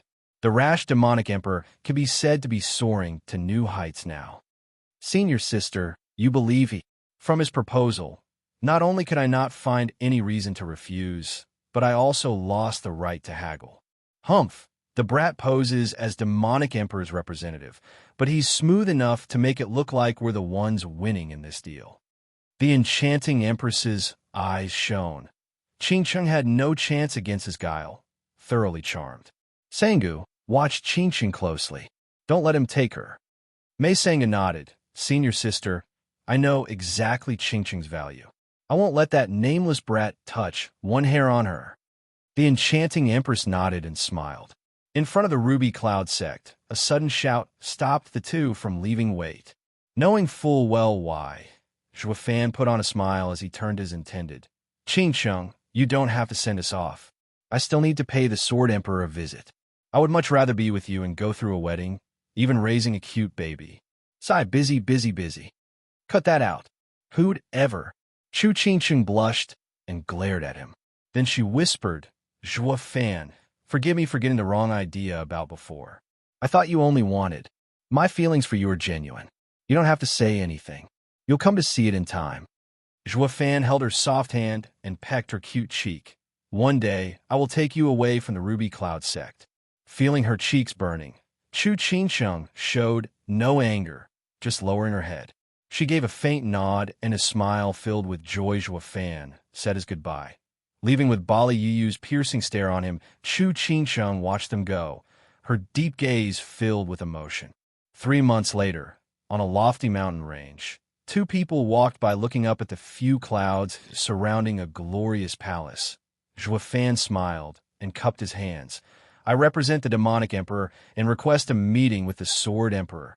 Whoosh! 30 people surrounded them the next instant, holding swords or blades that glinted in the sun. Zhuo Fan cared not, while Bali Yuyu showed disdain. You call that a sword?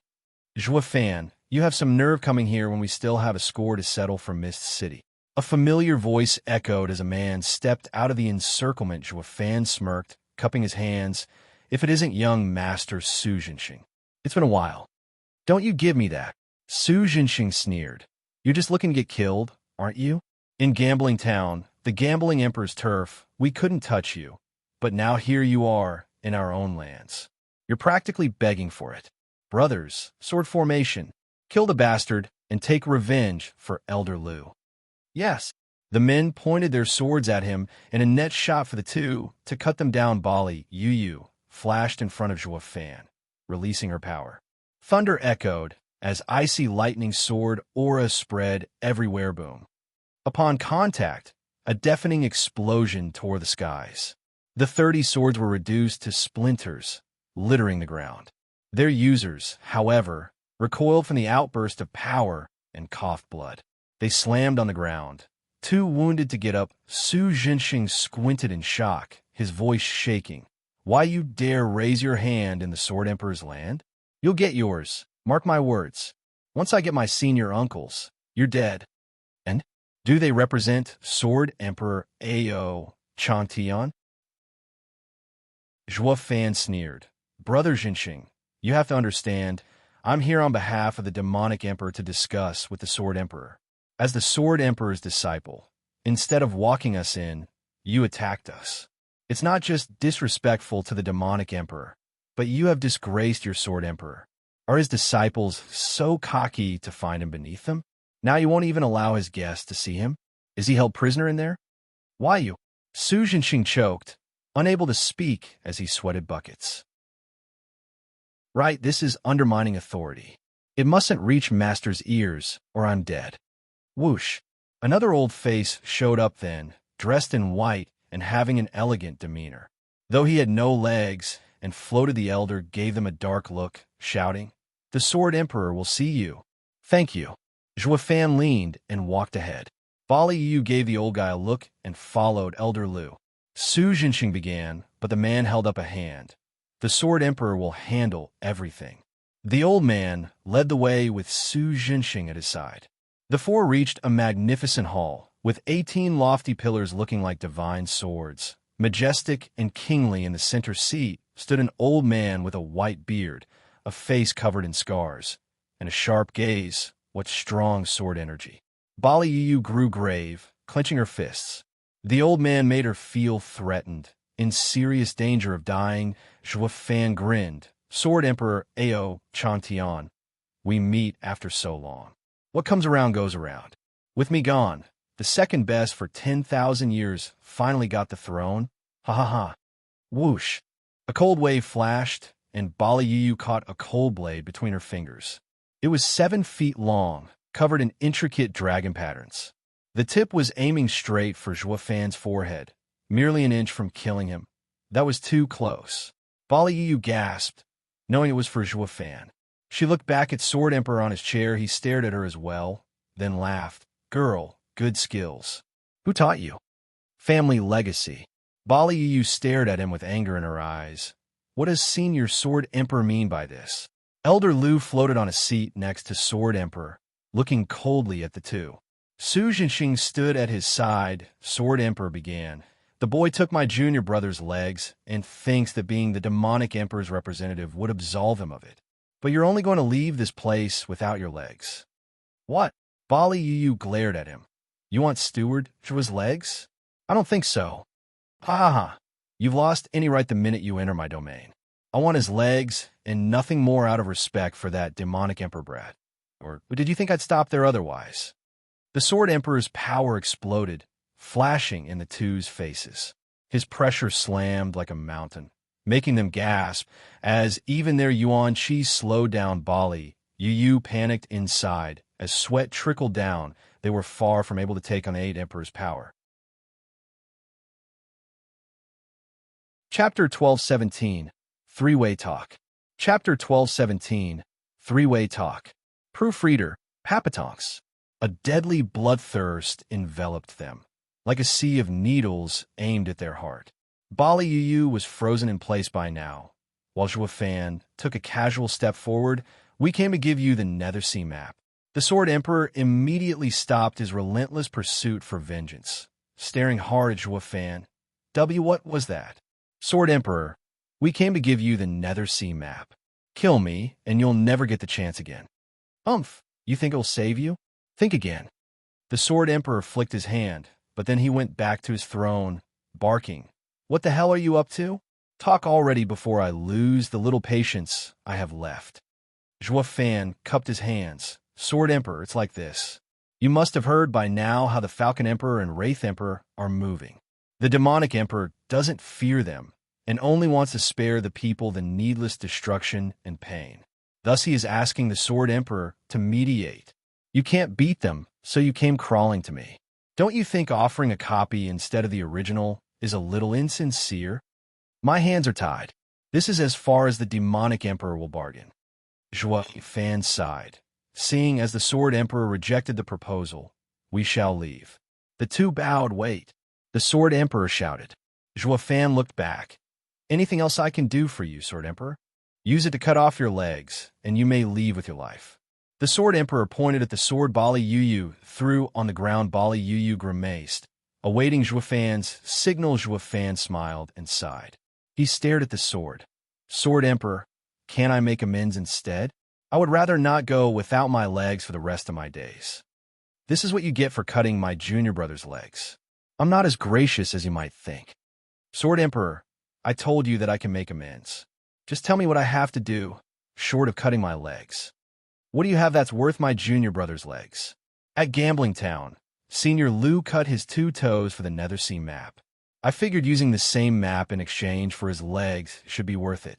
I'm sure Senior Liu would have gladly given up his legs then, just to earn the map.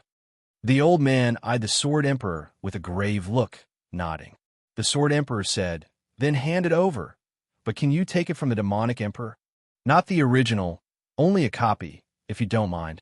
Copy. Sword Emperor glanced at Elder Liu to see him frowning, then nodding. Anything's better than nothing. It shouldn't be fake either, right? Of course not. I have a way to prove it to Sir, and you can even take it up with the Gambling Emperor to validate it. That's settled then. The girl will stay here as insurance. Sword Emperor clapped. His decision final. Zhua Fan snickered. Bowing, Sword Emperor, you don't need a hostage. All Sir has to do is mediate the war, and the Demonic Emperor will gladly offer the copy. What? Sword Emperor glared at him. You're toying with me. Sword Emperor, I would never. Outrageous.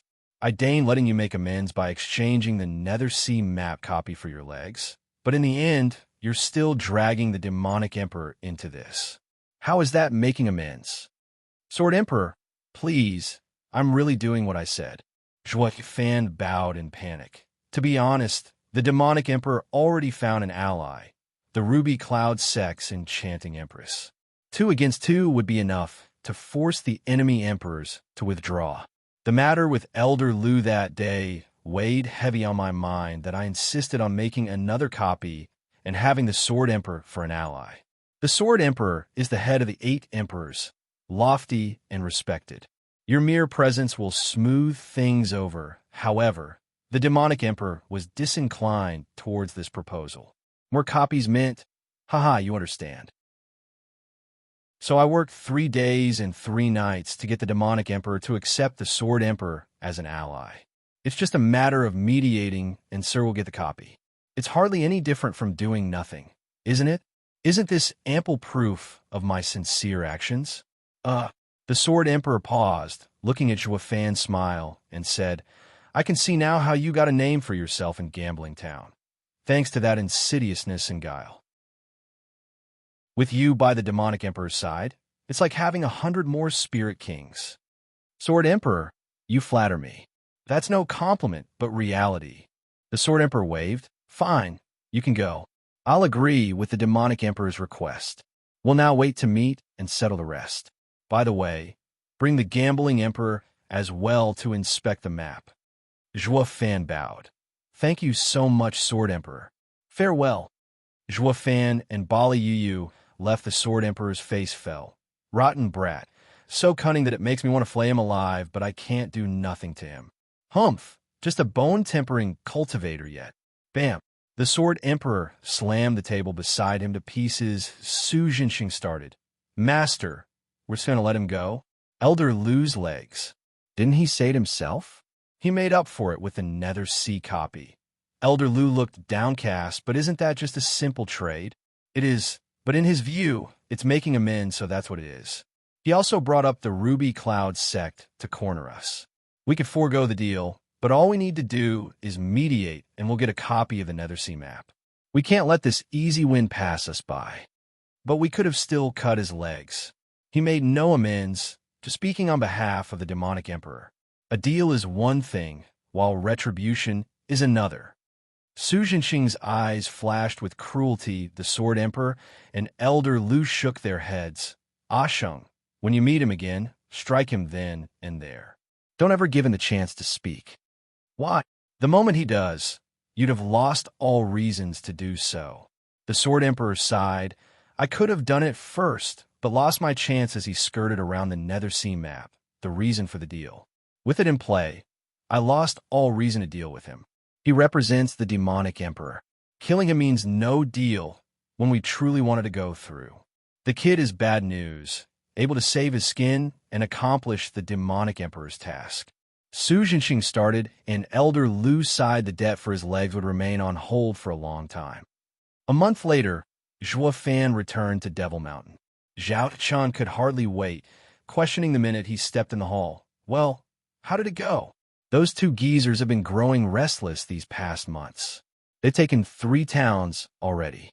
I haven't joined the fight since I've been waiting for you to give me a reply. Demonic Emperor, sir, can rest easy knowing everything went as planned. Zhuo Fan smirked. The Enchanting Empress and Sword Emperor will be stepping in, all for just 1 copy of the map and nothing more. Now it's up to Sir to use them against each other. The Wraith Emperor and Falcon Emperor will come out heavily wounded at the least. Zhao Chun laughed. Steward Zhuo, you're amazing to get 2 helpers so quickly. What's on my side? Ha ha ha. I'll send letters to them right away to have a talk and settle those geezers. Brilliant, sir. Zhuo Fan bowed. His smirk obvious 3 days later. Devil Mountain sent 2 jade slips. After 2 more months, the Sword Emperor and Enchanting Empress arrived with their forces, along with a fat man in fancy clothes. Chapter 12:18. Inconsistent. Chapter 12:18. Inconsistent. Proofreader, Papatonks. Wearing a decorated black robe, Zhao Chun took his 20 demon guards to welcome them, with Zhuo Fan in their lead, of course. Sword Emperor, Enchanting Empress, it's been a long time. I'm thrilled to have both of your support in this matter. Demonic Emperor, please, we came to do our part and receive our just reward. The 2 replied back with respect. Sword Emperor went right to it. Isn't it time to show us what you promised? We've gone to great lengths to bring experts to appraise it.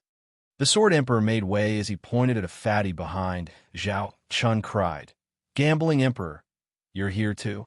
Sure I am. In such a crucial situation, Sword Emperor insisted that I validate the items. I was also free at the moment, so I tag along to enjoy the bustle. I'm curious if there's been any clues to unraveling the Nethersea map after taking it from me. The Gambling Emperor smirked. Zhao Chun shook his head. Gambling Emperor, you jest. Known for your sharp mind. If you, who had it for decades and couldn't crack it, how could I do so in only a few days? Then there's the recent trouble that came up, taking more of my time. You're overthinking things. You don't have to remind me. The answer to the riddle is like gambling, up to luck, coincidence, and a whole lot of wisdom. I'm just a bit brighter, but not wiser, for true wisdom is unassuming and simple. Maybe your little friend managed to do it in a couple of days? Hey, are you 2 done? This is not the time to show off when we haven't even seen the map. The Sword Emperor cut the 2's idle chatter. Since this is a discussion among 3 parties, it will only be carried out on the premise of the map's validity. The Demonic Emperor and Gambling Emperor laughed, the former bringing them into the main hall. A 3-meter-long table lay in the center. Zhao Chun took out 3 boxes and placed them on it, opening each one to reveal 3 scrolls. The middle one had everyone's focus, confirming it to be the real Nethersea map. The other 2 looked newer. Obviously, the copies unfolding them, they all looked the same, covered in black dots and circles. The lines at the top were also copied to the tiniest detail. This is the real Nethersea map. Unlike that, Mei Sangu had come as well, and her eyes shone as she sighed. Then she glared at Juefan, recalling the indignity he put her through with his sick joke. Juefan bowed towards Gambling Emperor. Senior, please inspect the copies and see if there are any discrepancies so we may correct. There's nothing to inspect about the original. It just can't be faked. The Gambling Emperor nodded. The genuine map is made of ancient nether paper, filled with energy, making it impervious and eternal. The craftsmanship lost with time. Everything's about the drawing, whether it's done accurately. It's only a matter of matching the copies to the original. The Gambling Emperor leaned over to look closer after many hours. He still said nothing. A day in, and he still found them to be identical to the real map. The others didn't disturb him in the process, since it involved the other three's basis for cooperation. Only after the second day did the Gambling Emperor put them down and sighed. Yes, the copies are the same. The rest nodded, smiling. Now we shall help the Demonic Emperor in talking those two old guys into withdrawing so peace can be restored. The Sword Emperor turned lively, knowing that the map was within reach. The Enchanting Empress nodded as well, in full agreement. The sooner they were done, the sooner she got what she wanted. Zhao Chen shouted, "Hold on, I changed my mind. You don't want to trade?" The Sword Emperor reacted. Zhao Chun shook his head. "Hardly. I just wish to add another condition. Don't you think it's too easy to get a copy by only talking?" "What do you propose?" The two frowned, having a bad feeling. Zhao Chun snickered, cupping his hands. "I ask that you promise me something. We all know the value of the Nether Sea map, and I wish to ask a favor of you two in exchange for a copy." "What is it?" "That all three of us act. Help me to take all of the lands owned by the Wraith Emperor and Falcon Emperor." "What?" The two flinched, with the Enchanting Empress shouting. Steward Zhua clearly said it's only mediating. There was no mention of attacking. "How can you just—" "Yeah." Zhuefan also intervened. "Demonic Emperor, sir, when I asked sirs for cooperation, fighting wasn't part of it. Going back on it isn't right." "What's so bad about it? And you have no right to talk here. Back off." Zhao Chan glared at him. Zhuefan sighed and stepped down. Zhao Chan turned to the other two. "When I sent Steward Zhua to ask for your help, the war hadn't started. With you acting as mediators, it wouldn't matter then, since no harm's been done. Now those bastards took 10 of my cities. I'm not about to take this lying down. You may still be after brokering peace, but I've grown out of it, humph." The two darkened, looking at the copies now and then. Getting them to attack over the copy was... "Demonic Emperor, I'm sorry to say this, but you're asking for too much." Zhuefan was grave, stepping in with a bow. "The Nether Sea map is valuable, but is merely a faint hope. Deciphering it is still uncertain. Asking the Sword Emperor and Enchanting Empress to get involved in the war will bring them losses, and they have to receive adequate compensation. I propose that after their lands are taken over, the Demonic Emperor would split them with the two sirs, making it a common ground to act together. Adding the two copies as well, and it sound worthwhile." "Outrageous!" Zhao Chun snapped. "You want to split my gains? Isn't that asking for much?" "Zhuefan, on which side are you on?" "Sir, I'm always on your side, but in business, both sides need to be satisfied. How else are they to help you?" "No, the most I can offer is 20 cities, since I'm still throwing in the two maps." "Demonic Emperor, I believe Steward Zhua's proposal to be reasonable. We will divide everything evenly among us three. That's the only way for us to involve our own forces." "Enchanting Empress, don't haggle with me. I'm even giving you the map." Zhao Chan roared. The Enchanting Empress said with a cold smile, "Right now, you're surrounded on all sides. What good will a piece of paper do when you're burning to the ground? In any case, if you want us to fight, we can, but we're not about to suffer for nothing. Sword Emperor, are you up for some charity?" "Aha! I'm no fool to accept such dumb demands. Why you all?" Demonic Emperor gnashed his teeth, flinging his hand in the air. "Fine, have it your way. We'll split it 3 ways. That's our agreement. As for the maps, we'll have them, of course. Why the hell would you? Because those two came for you. It wouldn't bother us at all if we just stayed back while you needed us." Sword Emperor sneered. "The map is the reward for our cooperation." The Demonic Emperor was huffing and puffing in anger, but finally turned away, Fine, do what you want, making me lose so much. And you talk too much. Zhao Chun pointed at Zhuo Fan. Barking before going to his chambers, Zhuo Fan sighed, while the two emperors were smug. The gambling emperor gave Zhuo Fan a long look, sporting a crafty grin. The kid sure is something else. Steward Zhuo, we would like to make a copy ourselves. Could we? Zhao Chun was gone now, and the enchanting empress asked Zhuo Fan. Zhuo Fan frowned, giving her a dark look. We had the copies prepared already. Why would you bother for more? Do you doubt? No. We just wish to feel for ourselves the fascination of the Nether Sea map. Zhuo Fan smiled after some difficulty. As you wish, but please give your copy to the gambling emperor for keeping. The gambling emperor is fair, always neutral. Once the deal is done, each of you can take your copy from him. We understand. The enchanting empress and sword emperor took out paper and started copying the Nether Sea map. Zhuo Fan sneered inside. These geezers are the same, cautious to the extreme.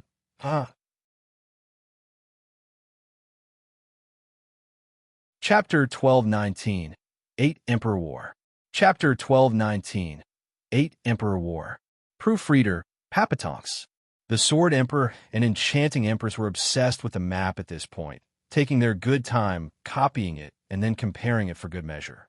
This whole process took a week. Before handing the paper to the gambling Emperor, Zhuo Fan sent the three great people on their way, as the representative of Devil Mountain, to get ready for war. Zhao Chun looked to not have gotten over his loss in this deal, and never showed up in the meantime. The emperors felt even more gratified by his demeanor, like they won big. So they saluted Zhuo Fan as they left. The gambling emperor gave him a long look. Demonic Emperor has earned heaven's favor to have Steward Zhuo by his side. He left flying, under Zhuo Fan's watching grin. How was it? Did it work? The demonic emperor strolled out and smiled in joy. Zhuo Fan bowed. Sir, everything went perfectly. To get their copy as soon as possible from the gambling emperor, they're sure to help us crush the other two quickly. Steward Zhuo is incredible, getting those two to fall for your scheme with a few words and coming to my rescue. They wouldn't have taken such a risk otherwise. Demonic Emperor, sir, all I did was play a little mind trick. Zhuo Fan's eyes shone. Asking them to fight for us by using the map as bait wouldn't have worked. So we had them act as mediators first, fooling them into coming to the talks before changing your mind. They were promised the map, but now that the gambling emperor has validated it, and seeing it so close, they couldn't bear the thought of missing out. Then we played our little act, one with the other against them. Zhao Chun laughed. I gave them crumbs while Steward Zhuo argued over honorable reward. Of course they'd side with Steward Zhuo, but forgot to consider if they should join the war in the first place. It was truly smooth how they got dragged into fighting our war for us, with none the wiser. Steward Zhuo's skills are ingenious, way better than any advisor I ever had. Zhuo Fan bowed. Demonic Emperor is too kind. I'm just ashamed of making Sir play the bad guy. It's fine, since it's only natural for me to play such a role. You'd come off as fake if you'd done it, and the plan would fall through. What mattered was for this deal to work, and they wanted the Nether Sea copy. Humph.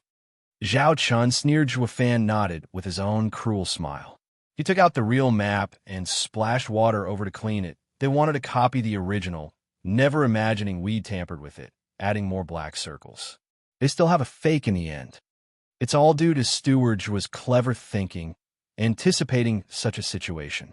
You have my complete admiration. Zhao Chen's eyes flashed, and both cracked up. Zhao Chun said, should we now gather the men and join them in raiding those old fools' lands? No, Demonic Emperor, we cannot join this war. Why not? Zhao Chun stated. Those two came for me, and I have to be a part of this war. Steward Zhuo, do you have another devious plot? Zhuo Fan gave a vague smile. Demonic Emperor, think about it. With 3 emperors, those 2 will fall, no doubt about it. But when push comes to shove, what of our allies? Knowing the enemy is going to be defeated, they would give their all to fight in anger and hatred against such indignity. Our losses would be huge, while our allies would just wait at the side. They would have some losses as well, while us and the enemy would be crippled, making them the real winners. Yes, none of those 8 emperors are good. They'll be sure to do this. Zhao Chun gnashed his teeth, Shui Fan grinned. Then, when they fight, we just do nothing. The enemy would give their all against our allies, making them suffer while we watch them burn from a safe distance. When the outcome is obvious, we join in as allies and win everything. Isn't that better? Yeah, we won't lose one man, and we get a third of those two's lands. Zhao Chen's eyes shone with joy. Steward Zhua, amazing as ever. I did say, Demonic Emperor, to look for adversaries and not allies, and found I have. Zhua Fan's eyes shone. Zhao Chun was over the moon, thrilled and oblivious at this careful net being laid out, meant to drag him down to hell as well. A month later, the Wraith Emperor and Falcon Emperor had no trouble at all taking 20 more of Demonic Emperor's cities. The rest of the world found it odd. Even with 2 emperors against him, Demonic Emperor wouldn't just sit still, right? Letting his lands be taken away without even a fight. The attackers themselves found it queer out of the blue. The neutral Sword Emperor and Enchanting Empress joined the fight against them. They looked to have been gotten ready just for this too. The war was thus in full swing, with each side having 2 emperors. As for Demonic Emperor, he showed no sign of joining. The enemy had no intention to duke it out with those strong crazies, so they withdrew from the Demonic Emperor's lands. The Demonic Emperor still hadn't sent 1 soldier on the front or recovered his lands. Uncertain. The 2 enemies set their soldiers at the borders, waiting for a week, only falling back for real when the Demonic Emperor still showed no signs. They now moved their soldiers to deal with the Sword Emperor and Enchanting Empress invasions on their lands. Their weakened borders led to the new participants having an easy time taking 10 cities. The enemy was furious, sending their armies to help while shouting curses all the time.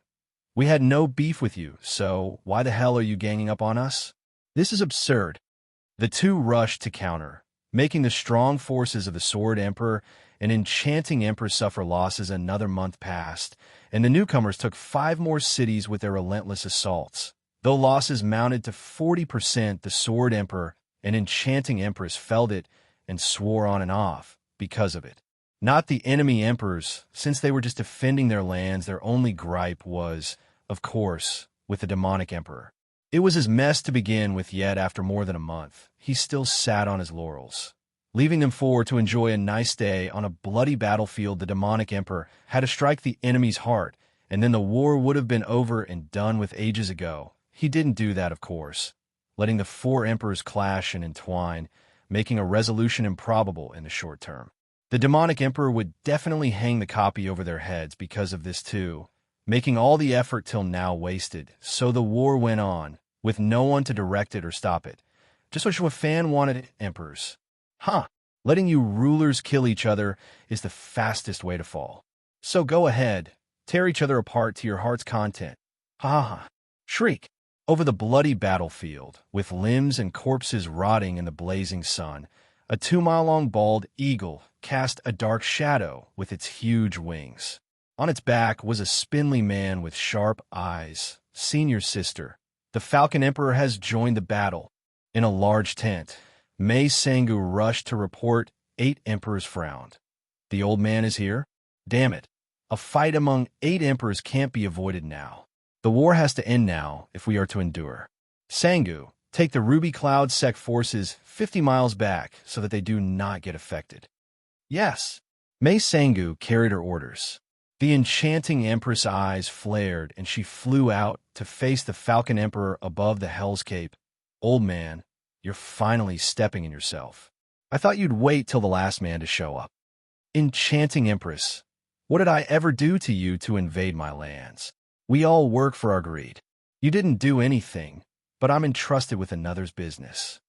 Enchanting Empress' eyes shone. The Falcon Emperor squinted. A deal with the Demonic Emperor, perhaps? I was wondering, why would you and the Sword Emperor turn on us? Tell me, what did he promise you anyway? I'll just double it. Falcon Emperor, you think any random trinket could impress us? You don't have what he does. Really? Then that leaves war as the only option. The Falcon Emperor flicked his sleeve, and the eagle beneath him shot for the Enchanting Empress with bloodthirst. Chapter 1220. The One from Sacred Mountains. Chapter 1220. The One from Sacred Mountains. Proofreader, Papatonks. Lofty falcon. The falcon emperor waved, and a golden falcon flew out from his body, high above, growing larger and larger as it enveloped the sky. It flapped its wings and shot golden feathers down like meteors. Everything in 1,000 miles was covered in craters. The ground quaked, the air warped. Everything ended up reduced to nothing from the overbearing power. Both sides were wise enough to pull out their men, avoiding the pointless loss of millions of lives. Not even a spirit king could avoid that. They watched agape and in fear at the wanton destruction. Thanking their lucky stars to be alive, they were also amazed at the 8 emperor's strength, way beyond any normal emperor's senior sister. Mei Sangu watched with worry. An eerie laughter jarred their ears. Ha ha, Falcon Emperor, using the imperial mark off the bat? You're going all out, I see. Whoosh! A swirling wind came out of nowhere, removing all the dust. A stem hundreds of meters long, adorned with golden lights and petals emitting faint ethereal fragrance, wended its way upward, blossoming in this wretched battlefield. The enchanting empress sat upon it, showing mesmerizing charm and a coy smile playing on her lips. Imperial mark, heavenly jasper. The falcon emperor smiled. My ascending divine falcon soul rules the skies, while your heavenly jasper soul roots in the endless earth. It's like a battle between heaven and earth. The enchanting empress said, the heavens and earth coexist, as do yin and yang. Despite being opposite, they can't overcome each other, unlike us. For someone always falls. Humph, since time immemorial, the heavens are lofty and the earth is base. You're the one who shall fall. Let's see it then, shall we? The enchanting empress raised an eyebrow, shouting, high earth-ranked martial art, flower bloom, heaven-piercing forest. Boom! The earth cracked as golden vines snaked out of the ground. Untold numbers shooting for the skies, they whistled as they rented the air, feeling like they were about to tear the heavens asunder. Falcon Emperor was grave atop his eagle as he avoided the incoming vines. The enchanting empress sneered. Does a heavenly lord not deign to land? Enchanting empress, you're getting ahead of yourself. Uprooting these things is nothing to me. Falcon Emperor made a sign. High earth-ranked martial art, divine elusive falcon, airborne hunt. The golden eagle above exploded in a brilliant flash, sending golden motes of light in all direction. They turned into miniature golden eagles. In the millions, there was not a place that hadn't one. The enchanting empress turned grave, making the vines cover her bang. Explosions echoed all around her. Her tough vines were unable to withstand the finger-sized golden eagles, splintering and breaking with every impact. The Falcon Emperor sneered. The vines all crumbled, but the enchanting empress was nowhere to be seen. Her imperial mark, heavenly jasper, was gone as well. Then he noticed the ground had a dark hole, 1 meter wide. The Falcon Emperor muttered, flowers live on the ground. Does that mean she hid beneath the earth? Bam! Dust flew everywhere as a root shot from under the earth, straight for him. The deadly bloodlust made him flinch, jumping off the eagle on instinct with a muffled sound. The giant eagle cried. As it got skewered, the Falcon Emperor looked back and gasped. His huge eagle had half of its body gone, releasing a rain of blood, and its suffering plunged to the ground. In its place was a towering stem with a gorgeous flower at the end. Though this flower not only had thorns, but teeth and a bloody maw as it tore through the eagle's body. The blood pulsed through its veins down the stem, giving it a ghastly look. The enchanting empress was still atop her flower, giving him a wicked smile of contempt. To think the heavenly jasper is a carnivore. The Falcon Emperor clenched his fists and threw his hand out, making golden lights gather behind him to form a 300-meter-long golden eagle. Enchanting empress, you killed my mount, so I'm going to gut you like a trout and offer up your soul to my divine falcon. The enchanting empress said, any slower and the 10th level spiritual beast wouldn't have been the only casualty. You lost back there and are still blustering about? Shut it, enchanting empress. Today you're plucked, one petal at a time. What did you say? The enchanting empress was outraged. I said you're plucked. Die. The enchanting empress made a furious sign, and her man-eating chair shot for the skies. The earth shook with its movements as thousands upon thousands of vines shot out as well. Aiming for the Falcon Emperor was no pushover either, trembling and releasing a lofty eagle cry as he dived along with his golden eagle. The blazing sun above sent its rays to help, turning into firebirds in the millions. The sky warped and the earth caved as the two relentless cultivators unleashed their heavy attacks. Even as they had yet to clash, the thick and calamitous power they unleashed reeked of death. All spectators shuddered with the fight, reaching do-or-die stop. A shout rent the skies, making the two halt their attacks. Whoosh. Understanding their situation, the man never thought of the possibility the two could pull back their attacks. And since you can't stop, I will handle them myself. Two booms echoed that startled everyone. At the peak of the skies, two white sword waves shot down, 100 meters in length. Straight for the two, the rising vines got pruned down to their molecules, while the diving golden eagle got bisected, before turning into harmless lights. A 300-meter large image of a man carrying 18 swords on his back used his large hands to clasp on enchanting empress carnivorous flower and Falcon Emperor's golden eagle. This. The two cried, spirit, body, soul. A saint. I'm a sixth sacred mountain saint. He's Xiaofeng. The huge image held in the center of his head, an eminent youth staring down at them. I heard of the 8 emperors going to war, bringing chaos and destruction among the people. So I came to put a stop to it. Give up. My attacks would have cut your souls and yourselves if they were aimed at your imperial marks. The two gasped and bowed. Thank you, Saint, for your mercy. We're forever grateful. Cut the crap. We came out because of orders to discuss with the 8 emperors. But it turns out you guys are nothing but idiots to fight over fortunes. He Xiaofeng decreed. You are to go to the Sword Emperor's place within a month. We'll talk there. He Xiaofeng released his hold on them and vanished. The 2 emperors stood stock still, seeing the fear in the other's eyes. This saint had always been in seclusion. What's he doing out? The last time that he came out was due to 9 Serenity's secret records. Is this time because the enchanting empress' heart sank? Curses, here comes another struggle for treasure. The sacred mountains are no saints after all. Humph. The Sword Emperor and Wraith Emperor were at their throats with their deadly attacks when an old man popped in to put a halt to their senseless destruction, telling them the 8 emperors were to gather thus. The curtain fell on the war of 5 emperors, with neither party coming out pleased. As the big bad boss above came down, the little guys could no longer act tough and do what they pleased. Chapter 1221, Summons. Chapter 1221, Summons. Proofreader, Papatonks. Someone from the Sacred Mountains came. In Devil Mountain's main hall, the demonic emperor shouted out after the Sword Emperor's messenger left.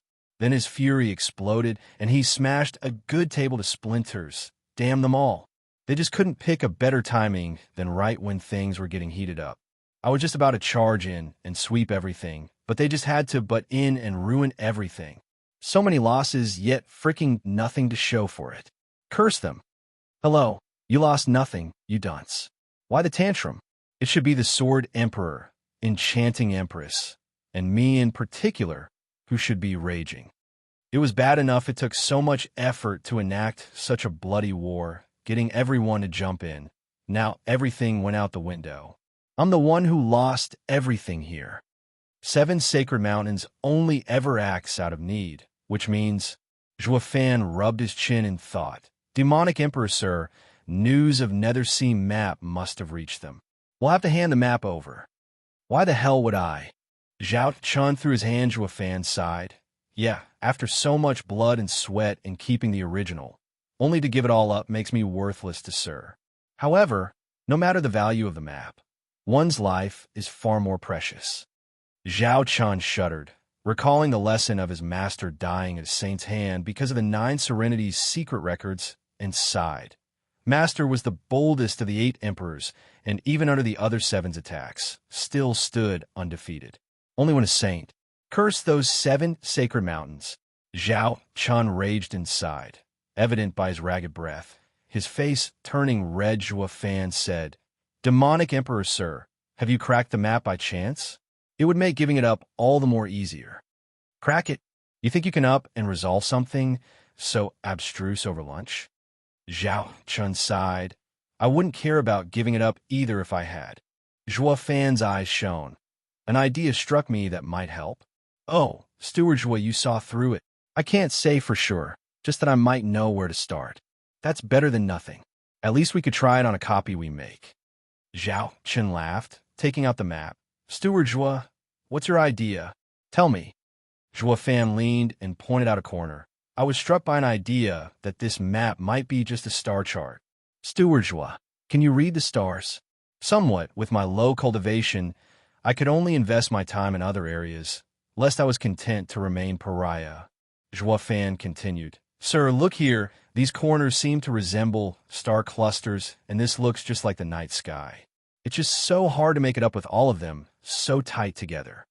Zhao Chun frowned hard and exclaimed, "These extra black dots do interfere, Steward Zhua. Just tell me about the sky area you can see while ignoring the one that eludes you." "Demonic Emperor, sir, that's brilliant. I was thinking the same thing." Zhua Fan smiled and took out a paper to put over the other. "Look, sir, this is the rough star chart." Zhao Chun nodded. Then his eyes lit up as he looked. "Isn't this a map of sacred domain?" "Good going, sir. The image form does look like the sacred domain's map." "Ah, then follow the stars and draw out the sacred domain outline. Nether Sea must be somewhere on it. But where?" Zhua Fan smirked as he played along. "I can't make out this part. The star positions, the shape like 9 rings. Maybe underworld star cluster. Wait, underworld. Right. Diviners look at the sky to determine one's fate. If there's a bright star in the underworld star cluster, that means they're going to die." Zhua Fan pointed out. Zhao Chun considered it, then smiled. "Nether Sea must be where the underworld river is. The Death Star's location must be the door to Nether Sea." "We did it. Nether Sea map's mystery is resolved. Ha ha ha." Zhao Chun laughed wildly. Zhua Fan bowed. "Amazing, sir. Congratulations." "Come, Steward Zhua, you're going overboard. Something tells me you cracked it already and only came here to tell me." Zhua Fan shook his head. "Sir, I'm but a fool. You don't have to push the credit on me to stroke my ego.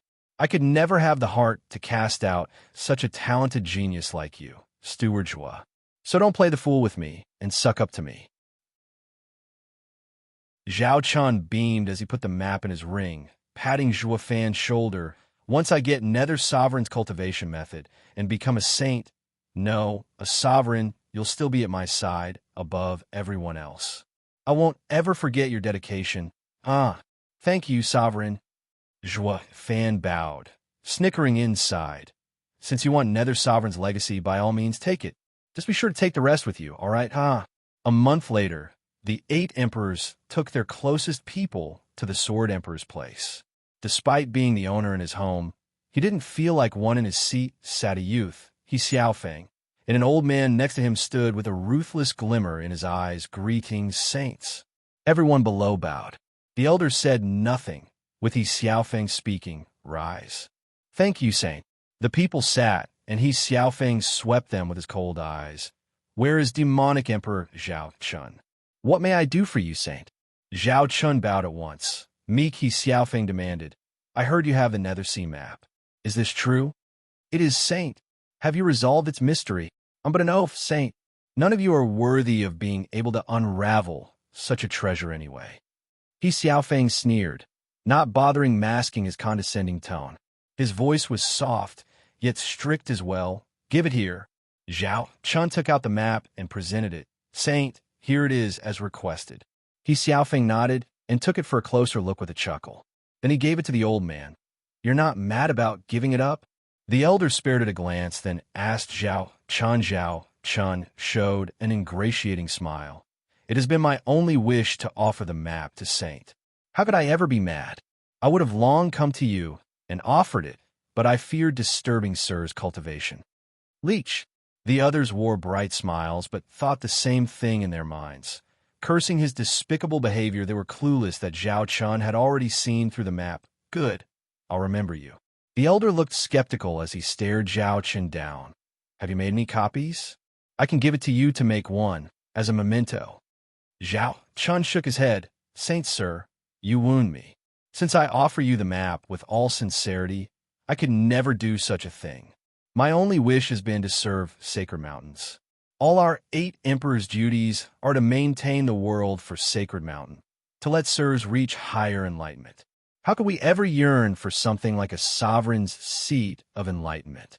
I, of course, made no copies, ha ha ha. You're really not bad. The old man nodded and showed a weird smile. Much better than your master, Zhu Yifan at least. That guy didn't know his limit, trying and failing to rely on the demon sovereign's legacy to rise above the 7 sacred mountains. But you never even thought about it, settling down instead. Saint is most gracious. Zhao Chun bowed with a beaming smile. Humph, I never got the chance. Who the hell would want you hanging over them? Who among the 8 emperors doesn't want to stomp you under their heels? It's only a matter of time before I will. Zhuo Fan next to him had a dark look, recalling how a saint came after his life and clenched his fists. Those bastards from the 7 sacred mountains rely on the world's resources to seek Tao. But did they rise above its affairs? No. The 8 emperors rule half of sacred domain, but they would never escape their control. A bunch of fools who stand outside the secular world, but always think of it, are stuck unable to reach the sovereign stage, only wasting the sacred domain's resources. Serves you right. Any random mutt would have been flying if you've done it by now. Speaking of those truly touching the cusp of sovereign stage, then all those seniors I brought from the mortal domain with their world of experience and focus solely on Tao have a better chance than you. Fakers and posers got no chance. Chapter 1222. Off on a treasure hunt. Chapter 1222. Off on a treasure hunt. Proofreader, Papatonks. The old man placed the map in his ring, pointing out as he looked at the emperors. You all should take the demonic emperor's example and be sincere. Understand what you can and can't have, to not overstep your bounds in your schemes. Yeah, Sir is absolutely right, haha.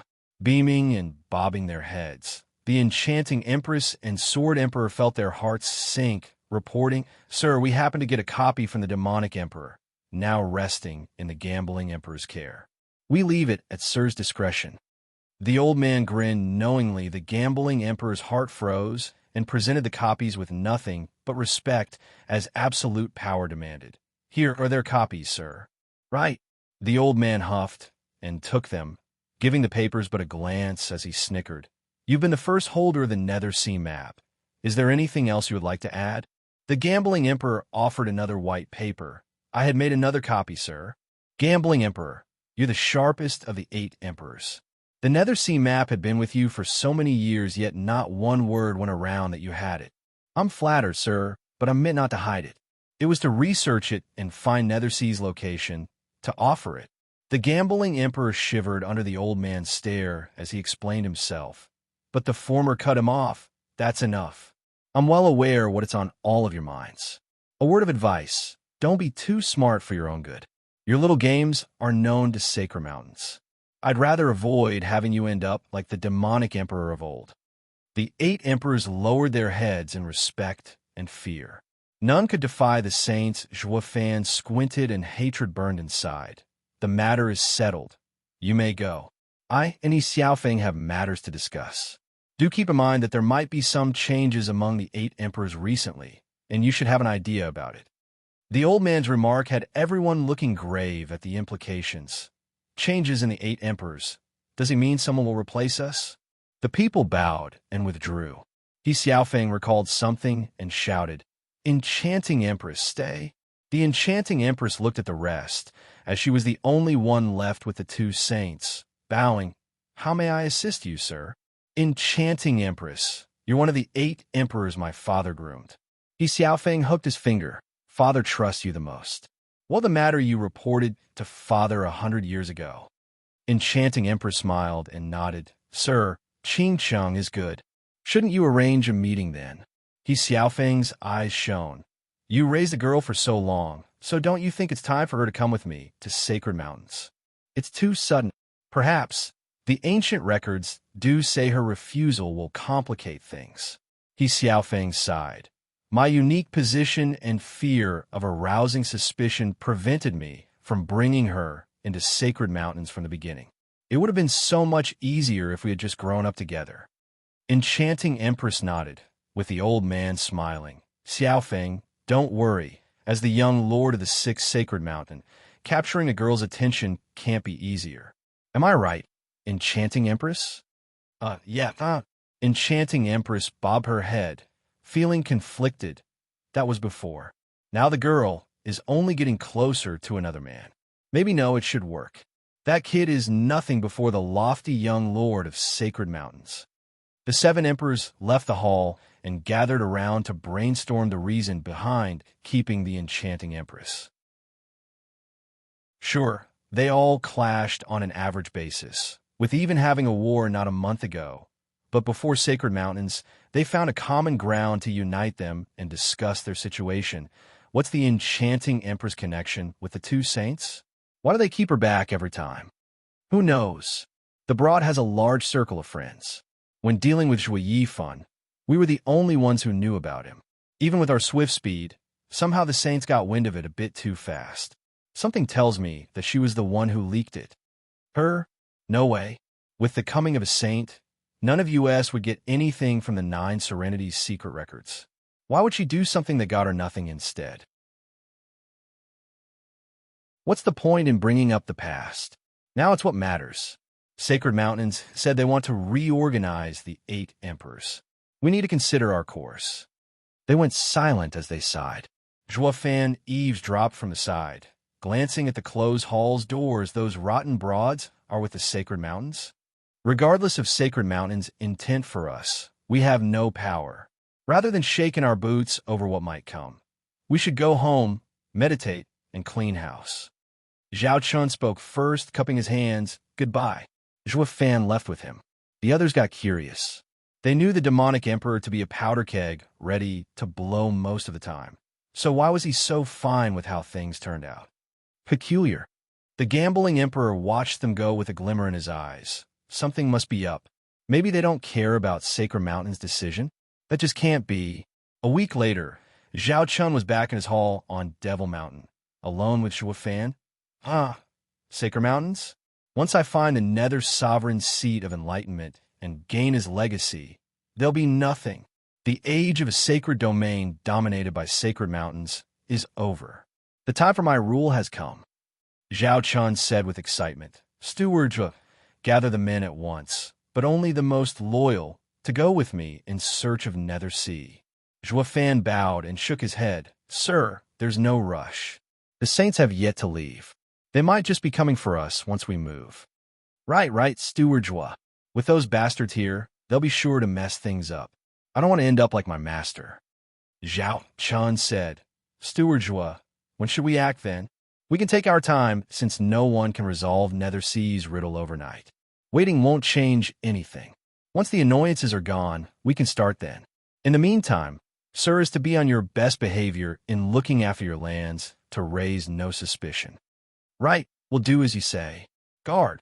Zhao Chun followed Zhuo Fan's proposal and gave another 30 cities in the Luo clan's care. Besides the hundreds of rich lands and spiritual thick mountains, the Luo clan became Devil Mountain's #1 figure.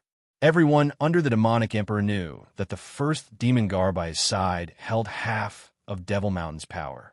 Zhuo Fan, the steward, was even more powerful. Despite the lousy cultivation, the Luo clan was outstanding as well, handling these new places with precision and honor. In only 3 months, the demonic emperor cities were transformed and lively, with all the efforts focused on their rightful administration to the point that the saints looked impressed, leaving for Sacred Mountains with ease the moment they were gone. Zhao Qin's ambition knew no rest. Steward Zhuo, we can begin. Let's wait 3 more months, just in case. Zhuo Fan remarked. making the rash Zhao Chun fretful and anxious. Zhuo Fan not just had the demonic emperor's ear now, but even got him to listen. This was the devious and twisted methods of the great Zhuo Fan. Zhao Chun had a great advisor by his side, and not listening now would only leave himself to blame when he lost everything. Zhao Chun knew this as well, which was why he did not flatten him on the spot in a fit of rage like he did with all the other fools he had under him.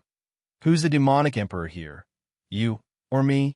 The 3 months passed quietly, and Sacred Mountains showed no sign of moving. Zhao Qin's limited patience was running out. Steward Zhua, now should be good. Sir, let's be off in search of Nether Sea. Zhuo Fan nodded. Zhao Chun was bouncing in joy, laughing like he already got the Nether Sovereign's precious cultivation method. Zhuo Fan smiled at his childish act, looking at the sky, so peaceful, like the calm before the storm. Chapter 12:23. Snatched. Chapter 12:23. Snatched. Proofreader, Papatonks. Whoosh. Figures landed in a thick forest, with demonic emperor Zhao Chun in the lead. Behind him was Bali Yu, who brought Zhuo Fan, as well as a young lady that glanced about. Steward Zhua, are you certain the entrance is around here? Zhao Chun asked Zhuo Fan, who glanced back at Shuanga. This is the place, right? We can't make any mistake. It is demonic emperor's great undertaking. Big brother Zhua, I recognize this place from the stars. It's the right place. Shuanga nodded with confidence. Then she turned grave and squinted at the sun. The Death Star changes based on the world revolutions and humanity. I need to be certain of its position today before I can say any more. This shows the path to Nether Sea changes as well. Zhuo Fan nodded and said, Demonic Emperor, sir, leave it to Shuanga. She will find the entrance. The Luo clan is filled with talents. A young lady actually can read the stars. A true gem. Zhao Chun sighed. It's my fortune to have the Luo clan come to serve under me. Zhuo Fan smiled. Demonic Emperor, sir, is too kind.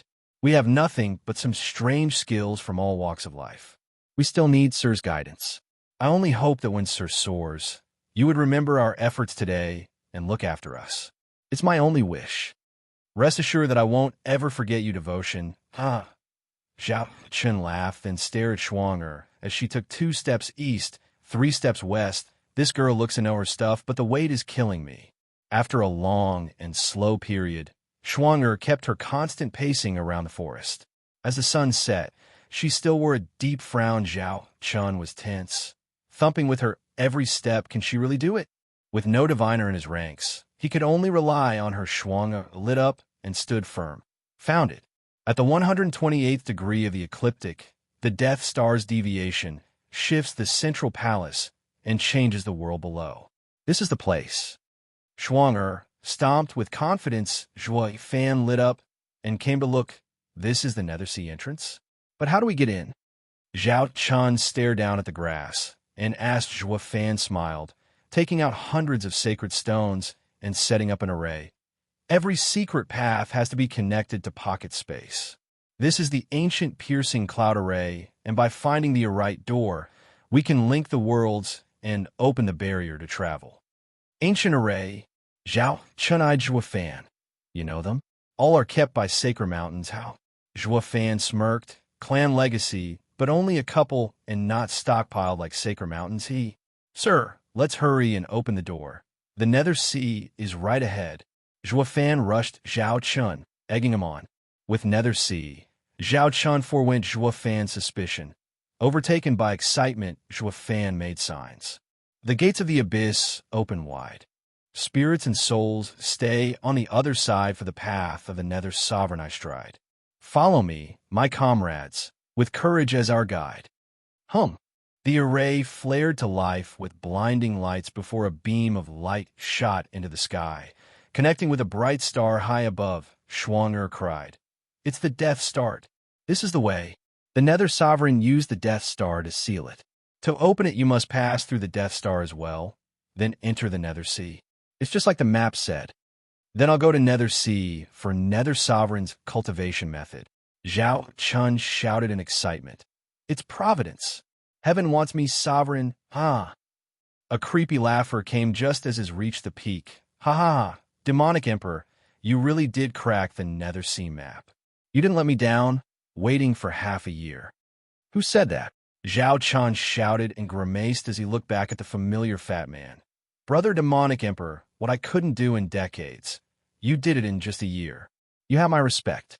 Gambling emperor. Zhao Chun ground his teeth. What are you doing here? Did someone leak it? There was no need, for I planned on watching anyone who had the map from the moment I threw it away. But I gave it up. Why are you still stalking us? True, you did give it up, but your acting was too obvious something was up. The gambling emperor snickered. All of Sacred Domain knows of your boiling rage and temper. You just got the map, then forced to hand it over soon, after yet you were more than happy to? Something's just isn't right here. Then when we left the hall, you ran away on the spot, becoming even more suspicious. Sure, the possibility of cracking the map was highly improbable, but I still tailed you this half a year, every minute on the hour. Lo and behold, you haven't let me down, finding the entrance. Demonic Emperor, thank you for that, ha ha ha. Zhao Chan balled his fists, his eyes spitting fire. He toiled to find this place only to let others take it. Zhua Fan watched in silence, snickering in his mind. He long noticed the gambling emperor's gaze and merely omitted mentioning it. That was why he leaked the truth of the map to Zhao Chan when news of Saints appearing came. Zhao Chan would then hand over the map and draw attention with his weird behavior, all to fan the flames of conflict. The Five Emperor War ended up a bust, but now you'll be sure to fight to the death. There's but one Nether Sovereign legacy, and you must keep it a secret as well. Now fight and kill for your survival and future. Zhua Fan sneered inside the two were about to do just that when a proud full voice came. Oh, demonic emperor, gambling emperor, you guys found the entrance and plan on having it all to yourself? We did have a deal. No. So shouldn't you share it with the Ruby Cloud sect as well? Enchanting Empress. The two whipped their heads back whoosh. The enchanting Empress brought a dozen disciples with her. As she floated down with a smirk, the two huffed, with demonic emperor demanding, Gambling Emperor, this broad has a loose tongue. Let's just deal with her first, then settle the Nether Sea afterward? It's always best to lower the shares. Agreed. The gambling emperor gave a cold smile, ready to kill. The demonic emperor took a step forward, his eyes cold. The enchanting empress mocked them. You two are so cruel, and we even work together too. Gambling emperor, weren't you always fair? Now you two are ganging up on a poor frail soul? There's no ganging, but you're just too meddlesome. Zhao Chun leaked black energy. I gave you the copy that you ended up handing over. All cooperation between us is gone. Since this isn't the gambling table, there's no room for honor. Gambling Emperor, sneered. The enchanting Empress smirked. I knew you weren't going to be fair, so I brought someone who would. You won't get rid of me that easily. The two grimaced, their hearts sank. The hag brought help? Who? The Sword Emperor is... Hey, punk, are you still having that idiotic dream of taking my junior sister? Well timed to smell the roses, for she already has a man. Fong Min came up to mock Zhua Yifan. Zhua Fan frowned. Two familiar figures appeared just then. One was Chu Qingqing, and the other was the young saint.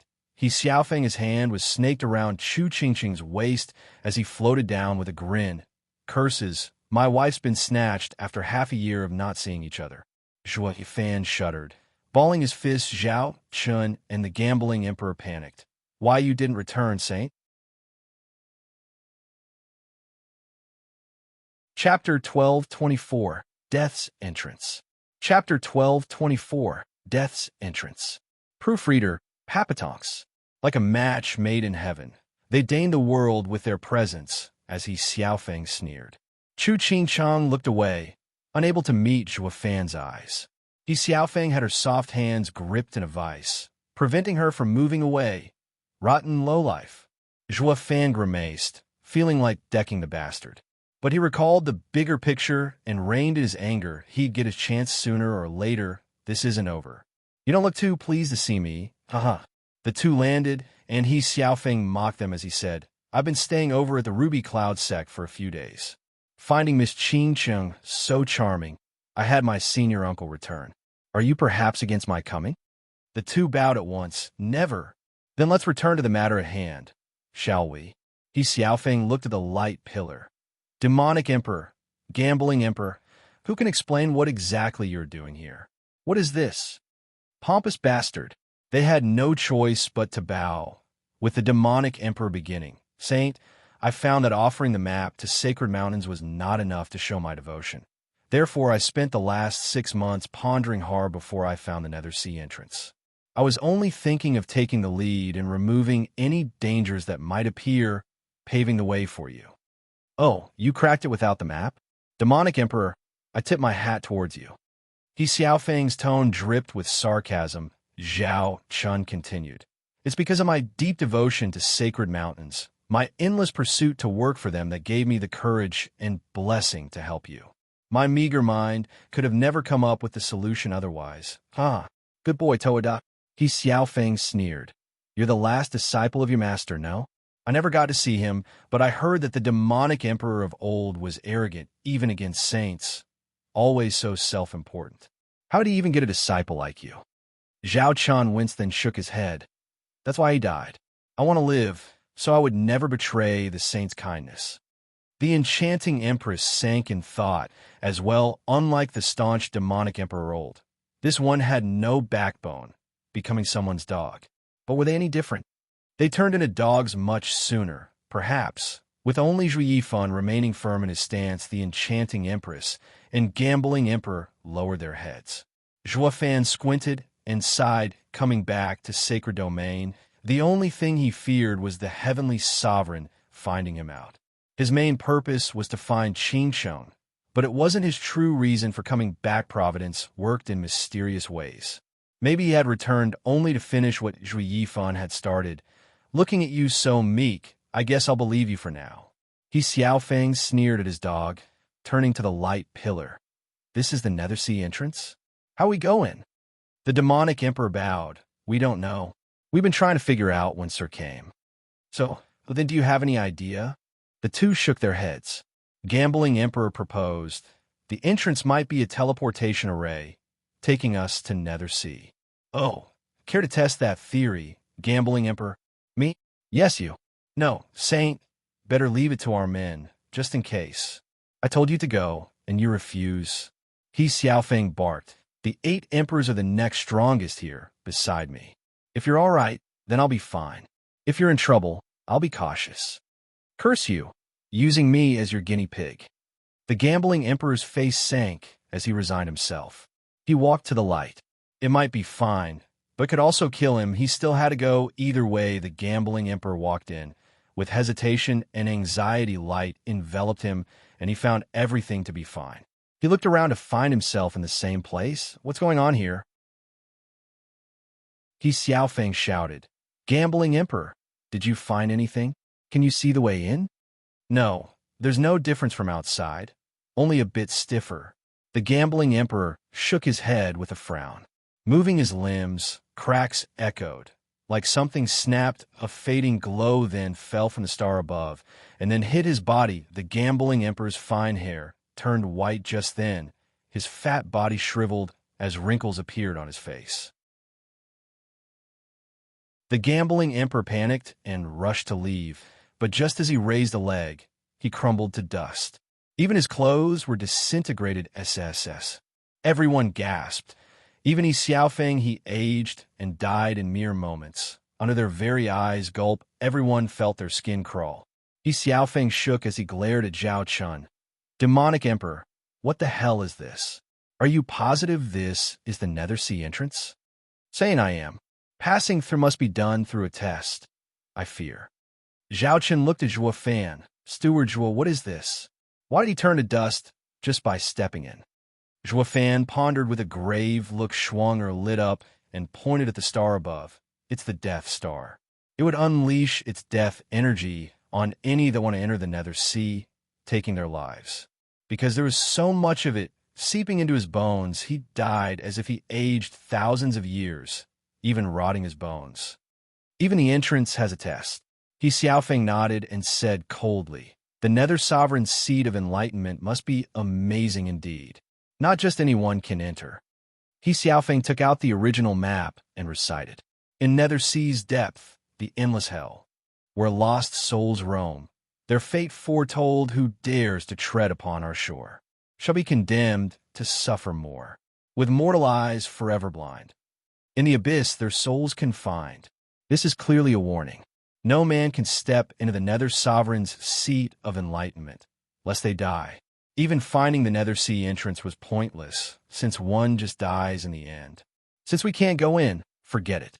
He Xiaofeng sighed and looked at the light beam with desire. The rest shook their heads. The Nether Sovereign's legacy was taunting them, but life was more important. Without it, the legacy was moot. Wait, Zhuo Fan shouted, his eyes shining. Maybe there is a way. You know how? He Xiaofeng sneered.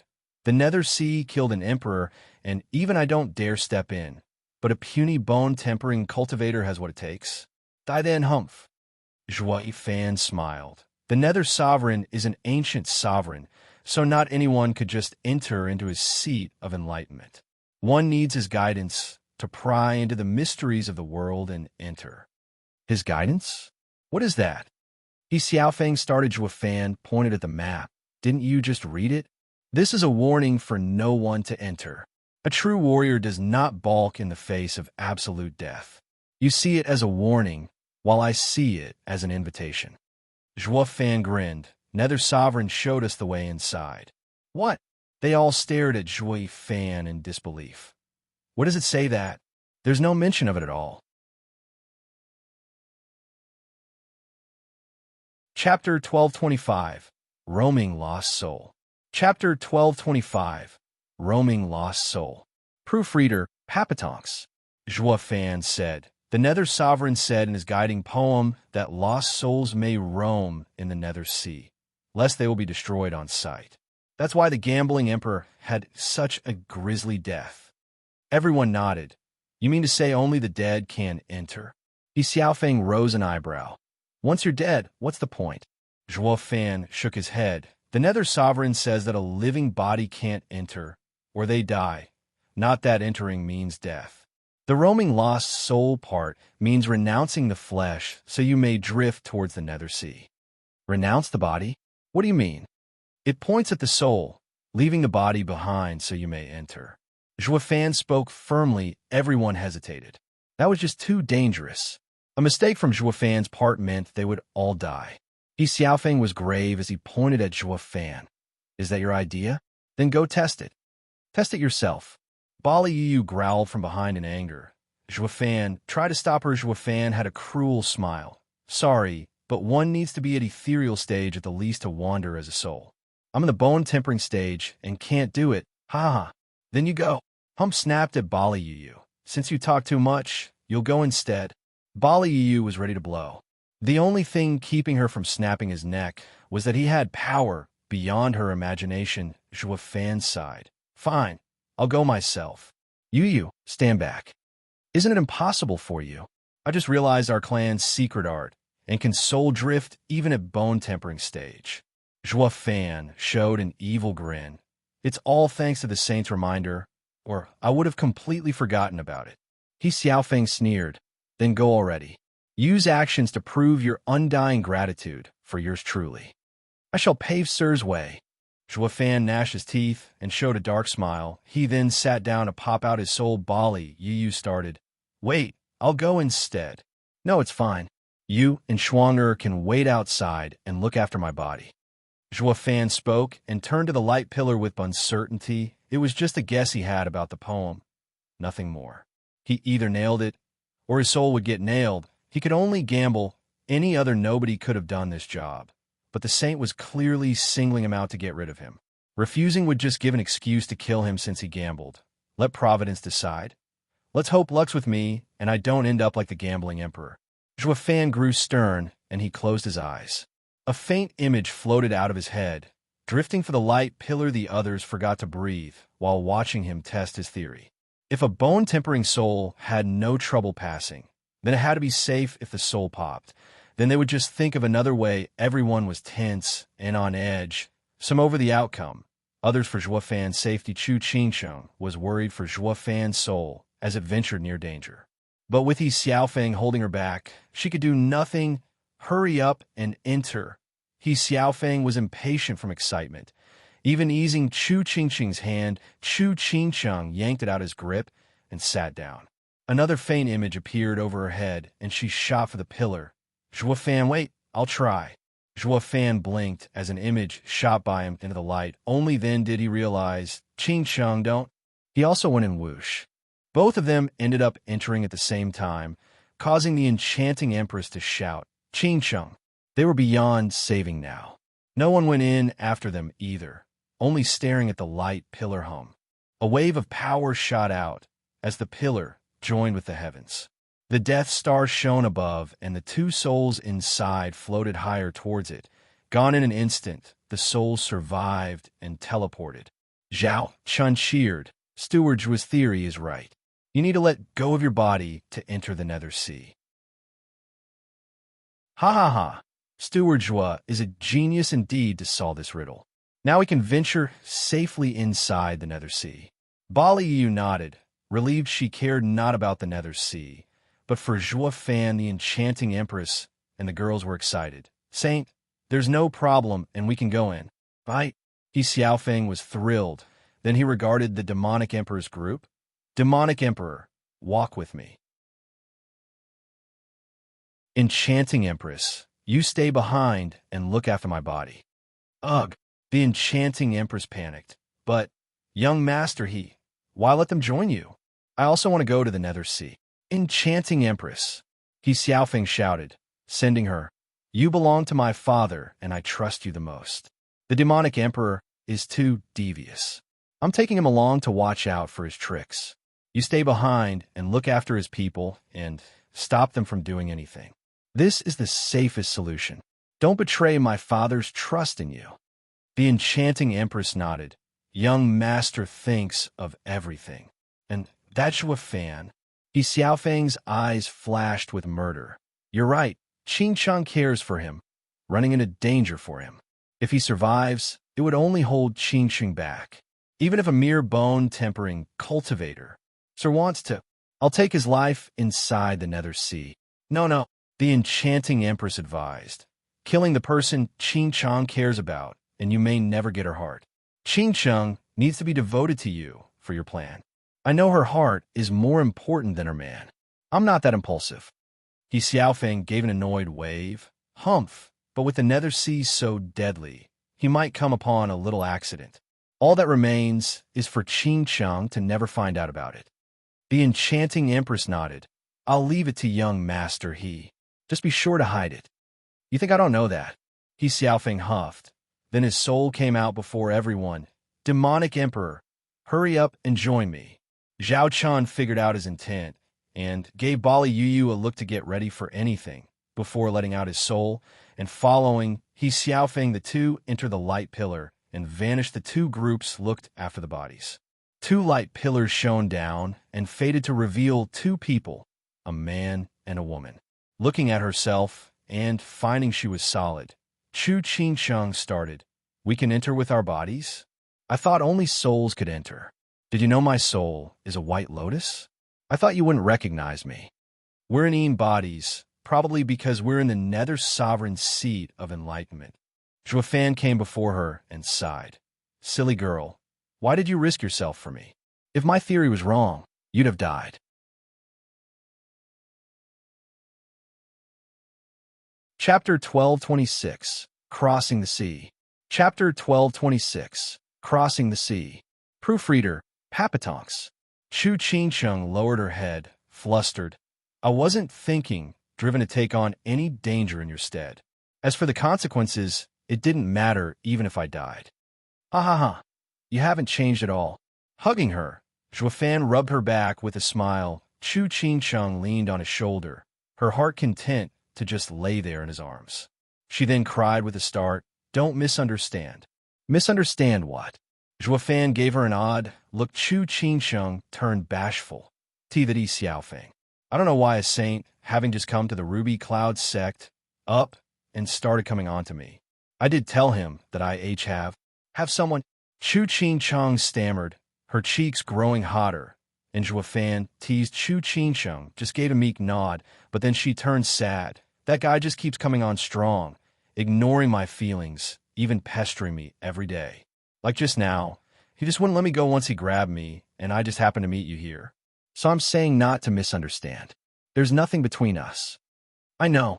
Caressing her hair, Zhuo Fan smiled. Like I said, you're mine, but not in the sense of possession. I always believed you felt the same way about me. That's why I never doubted for a moment, nor misunderstood. You have nothing to explain. Not expecting him to say that, Chu Qingqing was filled with warmth. Then she hugged him tighter with a gratified smile. Zhuo Fan, thank you. It's only natural. Zhuo Fan patted her back, feeling bloodthirst creeping in from inside. That saint definitely has something planned to be so obsessed with Qingqing. Is he after that thing? With his saintly power, killing him on the outside was impossible without leaving a trail. While in the Nether Sea, who would know? He squinted, his eyes shining with coldness. Xiaofeng would never think the same bug he wanted to squash in the dangerous Nether Sea was having the same plan for him. He was sure to crack up if he knew. A bone-tempering cultivator kill a saint? Huh, I could just sit there and take it, yet still he couldn't scratch me. This bug he was after, though, had a bite like no other. I didn't know that the Nether Sea became a love nest. An aged voice sighed, his words coming in waves. The two jumped, watching as an old man was walking on the beach with a bamboo basket on his back despite his low voice. The two still heard him loud and clear. Zhuo Fan's brow shook. That's strange. I didn't know anyone lived here. The Nether Sea is roamed by lost souls. There are no people here but souls. The old man's ears twitched and looked at him with an amiable smile. Or are you two people? Chu Qingchang stuck her chin out. Of course. People have bodies to house their souls, making it impossible to come here. Here are only lost souls, be it of spiritual beasts or humans. Not souls exactly, but ghosts. The old man smirked. You just don't realize you're dead yet. The souls of the dead from gruesome battles or from detonations are fragmented, slowly pieced together in the Nether Sea. With that state comes loss of memories as well. In time, they will come back though, no rush, ha ha ha. Zhuo Fan mulled his words. So even detonation doesn't erase you, recovering your soul in the Nether Sea? He asked, Senior, do all who had their souls scattered can reform here? Not always. The Nether Sea isn't infinite and can only hold so many roaming souls. It's all up to fate. The old man shook his head and smiled. The fortunate fragmented souls coming here have but a glimmer of hope at survival and reincarnation. The Nether Sea is under the Nether Sovereign's control. He can save some, but never all. The nature of all living beings is to perish, while reincarnation is earned. The dead should not feel resentment, for that's how it is. The two nodded. Yes, living brings many trials that born resentment. Does the Nether Sovereign's seat of enlightenment wash away this resentment? Rumor has it that the Nether Sovereign controls life and death, becoming feared like the King of Hell. Maybe he is actually a man capable of great compassion or love instead. How did you two kids die? If you want to cross the sea, I can give you a ride. The old man smiled. Cross the Nether Sea? Zhuo Fan started. The old man nodded. Cross the Nether Sea to shed all mortal concerns. You have to let go of everything from the living realm and pass the Nether Sea to have a chance at reincarnation. Let go. Memories, feelings, love, friendship, hate, anger, revenge, greed, everything. Are there any unwilling to cross? There are plenty of those staying here in the Nether Sea. Many couples, just like you were around, that ended up food for the sea beast to absorb their soul's energy. Does that mean crossing get us reborn? Crossing takes a whole month, time in which you shed everything from the past into its waters for the chance of being reborn. Once you reach the other shore, any vestige of the past that you clung to as you crossed would result in your soul vanishing from the Nether Sea. Scarce are those truly worthy of being reborn. The Nether Sea was just a transit hub where one shed their past life. By letting go of everything, one would begin anew, a clean slate. This was why no one remembered their past life. Shua Fan thought something true self-art. Maybe true self-art's core is to let go. Shua Fan felt his heart thumping. The old man shouted, "Hey, do you cross or not? Staying here would let the thick een of the nether sea eat your souls, and wasting such a rare chance you got. Senior, we're not ghosts, but looking for Nether Sovereign's seat of enlightenment. You came here with your souls." "Precisely. Sai, you just had to come to this hellish place." The old man pointed at the endless sea. "It's been ages since I've last seen living souls. Now, there are greedy people practically dying to come here. To get to the Nether Sovereign's seat of enlightenment, you must pass this area. Not only do countless sea beast ghosts await you there, but also 3 trials before you reach it. Many brave men died on this path. I can't believe such a sweet couple would harbor such greed as well. To what end? Aren't you together now? There's been many others here before us. You thought you're the only one clever enough to solve the puzzle since ancient times?" The old man nodded. "One needs to have the brains and the bravery to solve the Nether Sovereign's riddle as well. Despite all that, there hasn't been one person who returned. Why then, ha ha ha, must you go as well?" Ugh. Chu Ching Ching's heart tense, looking at the old man with a warm smile. "Hey, senior, we changed our minds. We won't go to the Nether Sovereign's seat of enlightenment, but want to return." "How do we do that?" Now you want to go back? A little late for that." The old man pointed at the shore. "It's hard coming in and harder coming out. You need to cross Nether Sovereign's seat of enlightenment to return, or forever stay here until death." "You mean cross the Nether Sea and its 3 trials? Yes, you asked for this, didn't you? So don't blame me." The old man patronized Zhua Fan smiled, turning to a bitter Chu Qingchen. "It's fine. As long as we're together, nothing else matters. We've been through this before, haven't we?" "Right." Chu Qingchen nodded, greatly motivated, and said to the elder, "Can you help us cross the sea to Nether Sovereign's seat of where'd he go?" The old man was gone. His voice came up faintly. "I only cross ghosts, never bothering with those fated to come here. If heaven wills it, we'll meet again, ha." His sharp laughter echoed everywhere, but he was nowhere to be found. Chapter 1227, First Trial. Chapter 1227, First Trial. Proofreader, Papatonks. "Senior, are you ignoring us?" Chu Ching Chong cried at nothing, with silence her only reply. Zhua Fan shrugged. "He crosses the dead, not the living. He'll just take us when we breathe our last, ha ha ha. What else can I expect from a creep? I don't need his help anyway." "Why? You'd have a chance to be reborn. That means living another life and forgetting everyone. Master, senior aunts, senior sisters, and..." Chu Ching Chong paused, peeking at Zhua Fan. Zhua Fan smiled. "Then we better make sure we live through it." "Right." Chu Ching Chong nodded with conviction. Zhua Fan took her flying towards the raging sea, vanishing in the distance as this was Nether Sovereign's seat of enlightenment. Testing them was a given, but it didn't seem to limit their strength either. Except for their earthly vessels, they maintained all their power. Chu Ching Chong didn't know this little tidbit, looking oddly at him flying. "You can actually fly here? Maybe the Nether Sea has something to do with it, making me feel so light. There's no way I could fly outside. That would make me a ghost. Ha!" Chu Ching Chong flew along, no longer minding it. A roar boomed with relentless force as a flood dragon shot from the sea and sent water everywhere as it went to swallow the 2 of them in its maw. All they noticed was how everything went black the next second. Already in its belly, it then went beneath the surface once more and swam without a care. The other sea beasts knew to stay clear as it cruised. The flood dragon halted all of a sudden and writhed in pain. Bam! The sea exploded as the flood dragon's black got ripped off from inside, and black flames shot out from the wound after turning its insides to charcoal. Zhua Fan took Chu Ching Chong outside. His eyes flaring in a dark black flame, Chu Ching Chong cried, "Zhua Fan, you're amazing. That was a 10th level spiritual beast, yet you just came out of it like nothing. How'd you do that?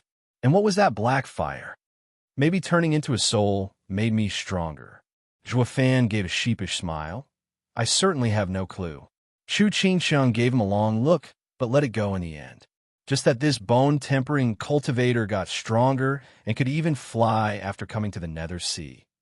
Turning into a ghost makes you stronger? Why not me as well? Roar. Roars came after noticing the commotion here, and the Nether Sea boiled. A flood of spiritual beasts scrambled over, each 1,000 meters long. All surrounding the two tiny human souls, Chu Qingsheng watched the beast she only witnessed in the sex paintings and paled with fright. Zijua Fan, they're all 12th level spiritual beasts, peak of the sacred domain. We're doomed. Come now, even with these high-level beasts, they're nothing but ghosts now. They lack the power they had when they were alive. Zhua Fan calculated, confident that the apocalyptic thunder flame and his sacred beast powers could take them. Zhua Fan's left eye flared blue, and the black thunder flame emerged. Before it even reached them, the beasts howled in agony, lowering their heads before Zhua Fan. Lord Cao's envoy, we didn't think to meet you here. I hope Sir can overlook the flood dragon's transgression. Please forgive us. The rest lower their heads as well. Chu Qingsheng started dumbstruck. Cao? What's that? Zhua Fan felt his left eye, coming up with an idea why. The thunder flame could deal with them, but not command them into submission. They were only bowing their heads towards Cao's eye. Why didn't it ever occur to me that heaven-sealing Cao was a lord of the seas? It's obvious now the sea beast would listen to him, but you're all dead and have come to Nether Sea. Yet still listen to Lord Cao. We are sea beasts. Lord Cao is our primogenitor. Where might Lord Cao be right now? Is he alive? The beast did not finish, fearing for their lord's fate. Zhua Fan coughed. Lord Cao is alive and well. It happened that when I trained in a deadly fire and got out of control, Lord Cao offered his wounded eye to save my life. Lord Cao is my savior. Oh, that means his malice towards humans has subsided. Good. We've been by ourselves, and worry Lord would be forever taken in by hatred. For Lord to give his eye to save Sir's life proves Lord's approval of Sir. A pity you are in the Nether Sea now and must have met with disaster. Could we be of any help? We seek the Nether Sovereign's seat of enlightenment. Could you take us to it? Zhua Fan asked. The beasts were put on the spot. You need to pass the trials to reach it first. We've been charged with blocking you, but since Lord cares so much of Sir, we will no longer stop you. As for reaching the Nether Sovereign's place so easily, it's impossible. We can't pass the 3 gates. Then guide us there, and I'll do the rest.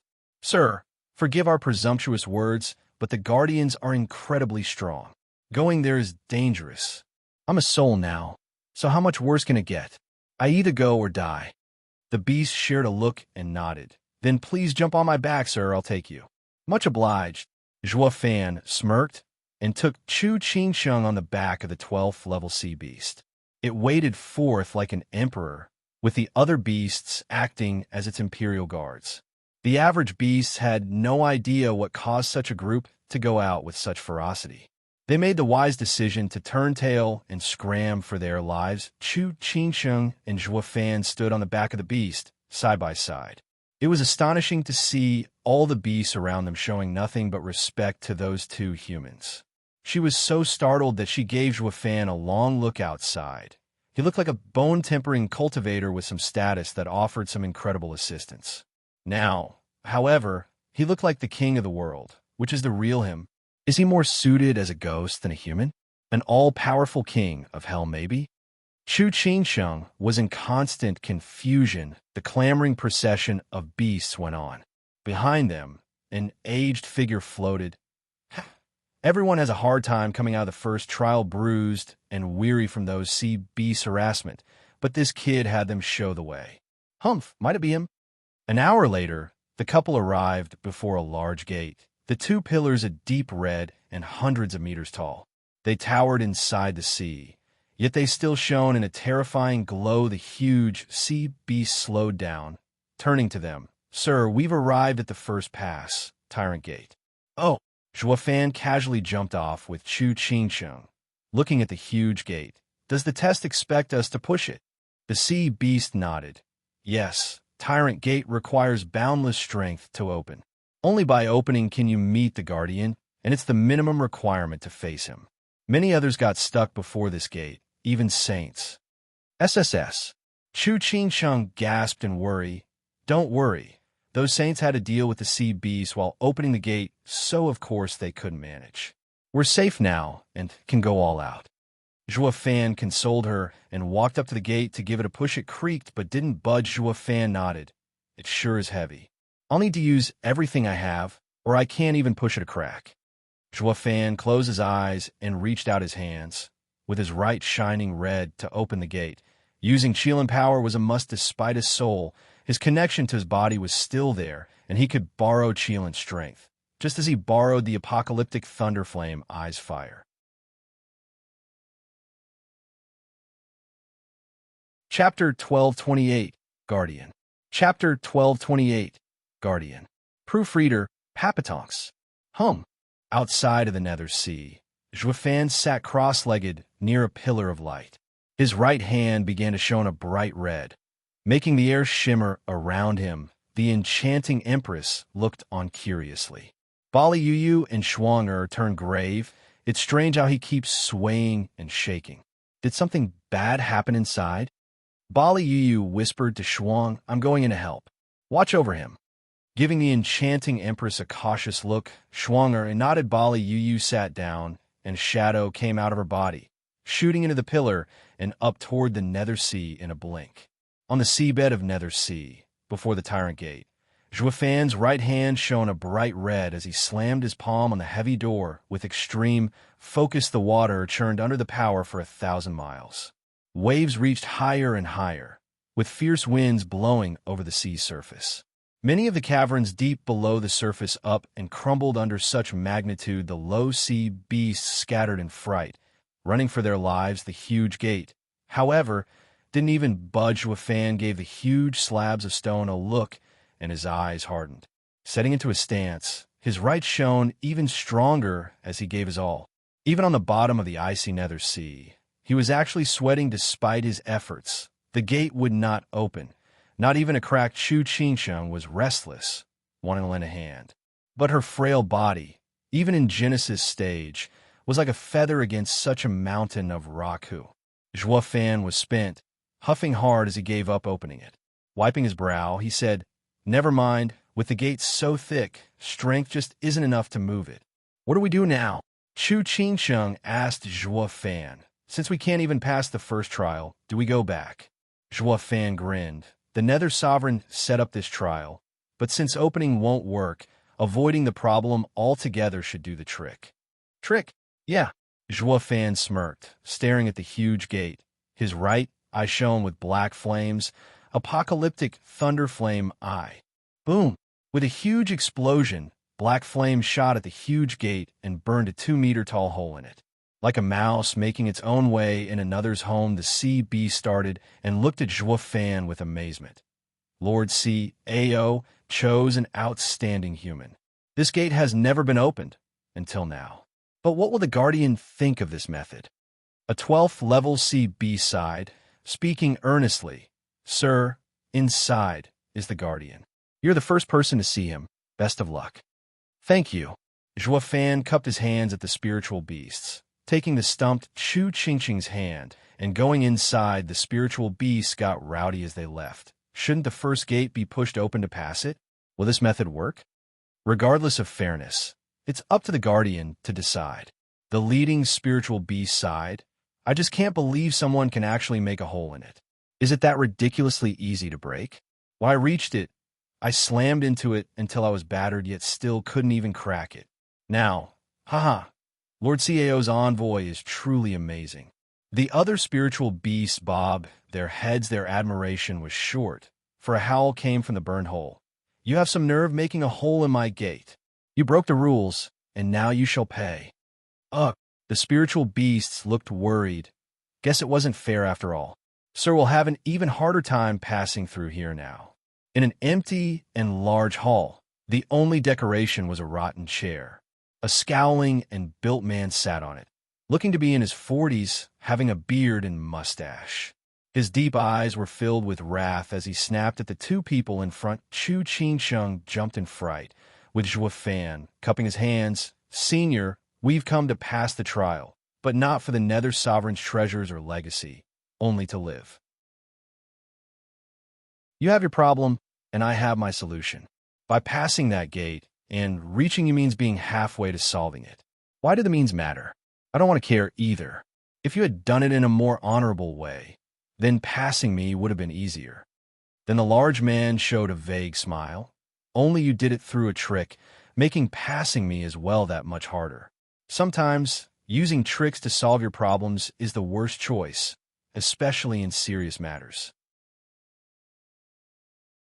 Do you understand?" Zhuo Fan shook, hearing him but not being able to understand.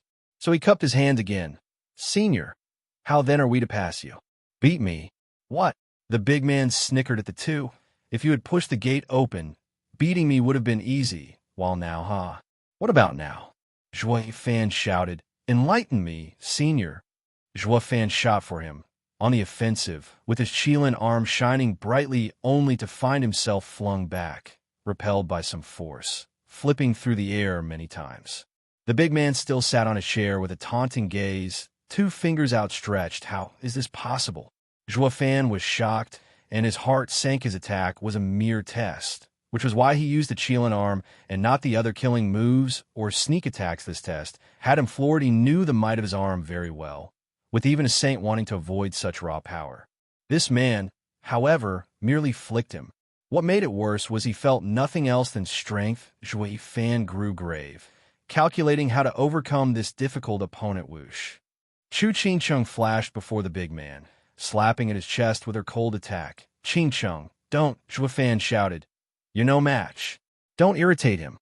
It was too late. The big man mocked, sparing her but a glance. "Girl, stay out of this." His voice turned into a storm as it flung Chu Qingcheng out of sight. In an instant, Zhuo Fan cried out, "Qingcheng, where did you throw her?" "To your destination, the Nether Sovereign's seat of enlightenment." The big man laughed. "Aren't I nice? Since you like tricks so much, here's your chance to use them again, by sending you straight to the destination without having to pass the trials. Though it's hard to say how the Missy will be treated when she reaches it. Ha ha." Zhuo Fan's heart sank, clenching his fists and letting his right eye shine in one golden halo, divine eye of the void's first stage shift. Whoosh! He popped up in front of the man's face, with his right eye now glowing with two rings, while his left burned with the black thunder flame. Divine eye of the void, second stage. Thunder flame, void, annihilation. Who? The deadly flames shot for the man like vipers, the short distance making dodging impossible. Chapter 1229. You won. Chapter 1229. You won. Proofreader, Papatonks. Boom. The black flames ran rampant. Zhuo Fan drifted to the floor, staring at the raging blackness. He refused to believe this expert would offer himself up to be blindsided like this. The fact that his face showed no fear, no shock, no reaction to the black flame's sudden attack, left Zhuo Fan increasingly uneasy. Bam. Like he expected, the black flames scattered, revealing the untouched man still sitting in his chair. Reality still proved to come as a shock. Despite having considered this outcome, the black flames never failed him, destroying anything they touched, yet they couldn't harm one hair on this big man. The man laughed at his stumped face. Divine eye of the void, Qilin strength, and then there's this black fire. All are amazing things, but none mastered, unable to showcase their true talents. Kid, craftiness does not equal enlightenment. Go back. Back. Zhuo Fan was grave. You have set Qingqing off ahead, and you want me to return just to die? Not happening. I don't want to become a ghost here, wandering the nether sea for all time. Zhuo Fan flew once more, his eyes flickering with a black glow as he stretched out two fingers. A devastating sword energy gathered, apocalyptic sword, heaven but sure. Whoosh! Zhuo Fan learned to combine the 5 sword arts into the apocalyptic sword from Sword Child. The black wave of death looked to come to reap all lives in existence. The big man's brow shook for once, laughing. So you weren't just a mixed bag. Ha ha. Going quite far in understanding the sword sovereign's swordsmanship and actually surpassing it. However, it won't change anything. Tyrant's fist. Bam. Instead of 2 fingers, the man used a punch, striking the black wave to pieces. Zhuo Fan took the brunt of the backlash and got sent flying out of sight. The man pulled back his fist and looked down with a chuckle. To think I'd be up to tricks as well. Using Emperor stage strength went up against the Spirit King. The boy should have passed me, but I didn't achieve my goal. Ha ha ha. As he lowered his hand, a white mark was on it. Ah! Zhuo Fan shouted for being sent flying under that huge power. Through the hole he burned, and into something soft, only kept on his feet thanks to a large hand holding him. Huge heads appeared around, looking at him with worry. Sir, are you all right? Sir, did he hurt you? Sir, what about the girl? Where is she? The spiritual beast chatted, but he had no mind to focus on the kind sea beasts. He stood up, checking his wounds, only to find none. He didn't hurt me? That backlash should have at least left me bleeding inside, if not outright dead. Zhuo Fan was puzzled, asking the beasts, who is he and how is he so strong? He knows so much about Heavenly Sovereign, Sword Sovereign, and Qilin. Oh well, the beasts looked away. All the chatter died out on the spot. Zhuo Fan stared hard at them, figuring out that they knew the answer. He threatened, didn't you respect CAO in life and death? I am asking here as his envoy, and you don't respond? Lord CAO knows we can't say anything. One spiritual beast answered, with the others bobbing their huge heads. Zhuo Fan's face twitched. These guys were told to keep their mouths shut. Knowing the enemy and oneself is the path to victory. Against such a powerful opponent, he had to know everything he could, since overpowering was out. That left outsmarting him. Only possible if he knew more. Zhuo Fan asked again. The big man inside is so strong. Maybe a saint? Then I'll never be able to beat him as a mere spirit king. Aha, sir, this may be pushing it, but I still have to say that sir has no scheme. He is without a doubt not being hard on sir. Oh, how come? He is always fair, including regarding the stone gate when it comes to the challengers. As sir is a spirit king, then pushing the gate will need Spirit King strength, and you will thus have the chance to pass his trial. For he'll also use the same level of strength, that of Spirit King, to fight you. How can that be? Zhuo Fan was skeptical, just to show sent someone flying for thousands of miles. How was that a Spirit King level? It's more within a saint's limit. The beast smiled. Even the same level can have huge gaps, depending on someone's grasp of their strength. But you're right about one thing. When he was a Spirit King, he did go challenge a saint. He failed, yes, but it was shocking to find he came out of the fight in one piece. When he became a saint, he fought and overpowered 112th level spiritual beasts, subduing the spiritual beast world for a while. Later on came Lord Qilin, and only then was his strength matched. What? Zhuo Fan cried out. To not lose against a Qilin? Then he's... Ugh! The spiritual beast covered his mouth, having let it out of the back, rushing to wave off his words. Sir, those are your guesses. I didn't tell you anything. Zhuo Fan was too deep in thought to care about his words. Looking at the huge gate with understanding, Zhuo Fan took a deep breath, jumping out of the soft palm and arriving before the gate. He looked at the hole he burned through with a jeer. He then put his palms on the gate, his right arm flaring red. Once more the spiritual beasts were curious. Sir, what are you doing? Didn't you pass the gate already? Shouldn't you be challenging the guardian instead? I have passed it, but not my heart. Zhuo Fan smirked. Senior was right. Tricks aren't everything in life. The gate tests the heart, not strength, leaving no room for being crafty. Zhuo Fan closed his eyes, using all his strength to push while emptying his mind, focusing only on this one task. The big man's ear twitched and grinned. It's him all right. Abstaining from pride and arrogance curbed. He has remarkable insight. Hours trickled by with the gate, not budged, even a hair. He kept at it for 8 hours so far.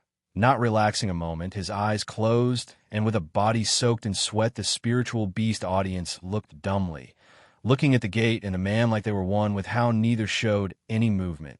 There's no budging it, so why even insist?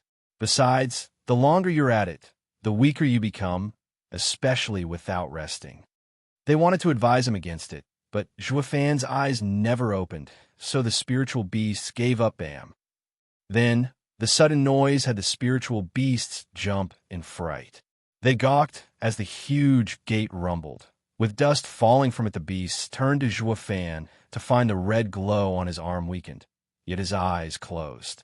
Despite his relaxed hands, rumbling echoed out as the large gate got pushed open. Juofan smirked as he opened his eyes, strutting inside before the big man. Juofan said nothing, merely gave a light punch, a foreshot of the man's face, and he was forced, for once, to punch back. Upon impact, everything within 1,000 miles crumbled, even the ground from the raw power. Even the nether sea outside the gate roiled and sent sea beasts into a frenzied crack. The big man's chair split apart. The man nodded at Juofan. You won. You passed this trial.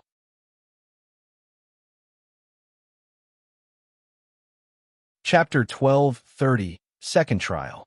Chapter 12:30, Second Trial. Proofreader, Papatonks.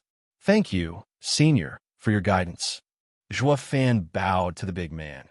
No longer trying to assess the other's identity, the big man walked closer. Extreme power leads to violence. Extreme violence leads to tyranny. Being tyrannical can break anything, even the world, but such a rampage will always come to an end, reaching exhaustion. The exhaustion of power marks the end of the road.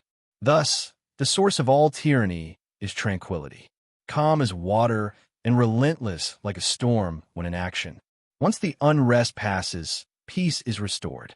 Do you understand what I'm saying? Bursts of brutality in a sea of tranquility. The storm always passes, while the breeze is eternal. The true path of tyranny isn't destruction, but world peace.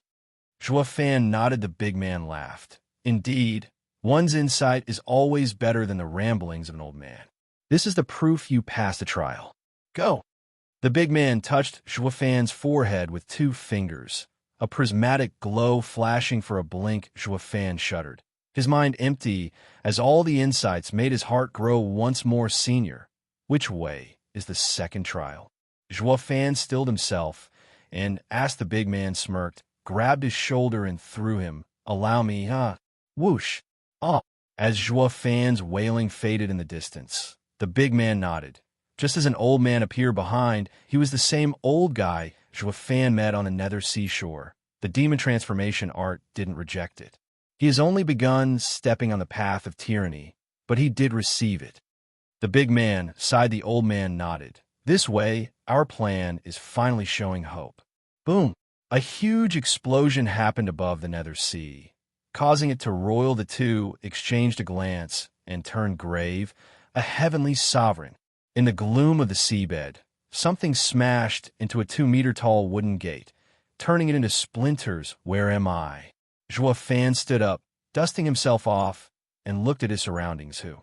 A black smoke rose, shooting before him.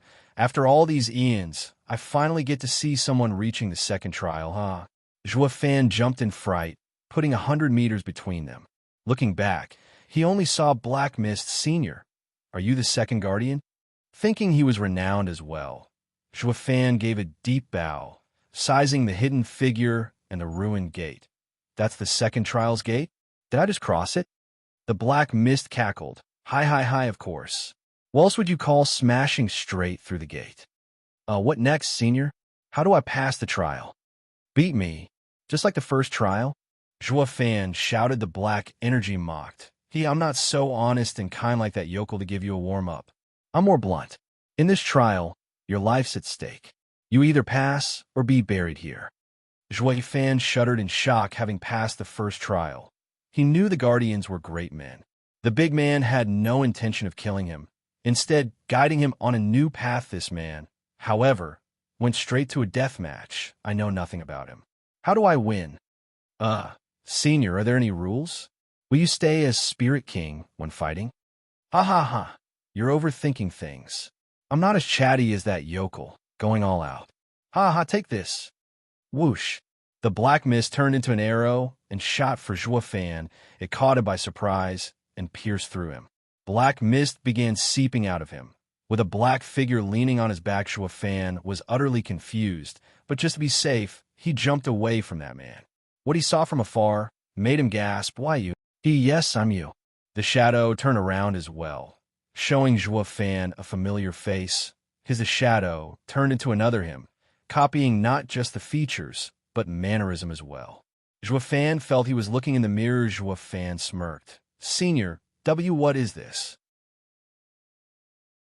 "This is the second trial. Know thyself." The shadow snickered. "I won't go hard on you, using only your strength to fight you. One would argue that you know yourself best, but with me being you, I also know you. Who do you think will win?" Ha ha ha. Fan calculated, his mind calming. It was baffling fighting himself, but at least they should be evenly matched. A little strategy should bring him success against the strange old man. However, if he went all out, he had no chance of winning. This made this trial way easier than the first. Fan raised a hand. "After you." "Quite calm, I see." The opponent smiled. "You must think the fight's in the bag." Ha ha ha.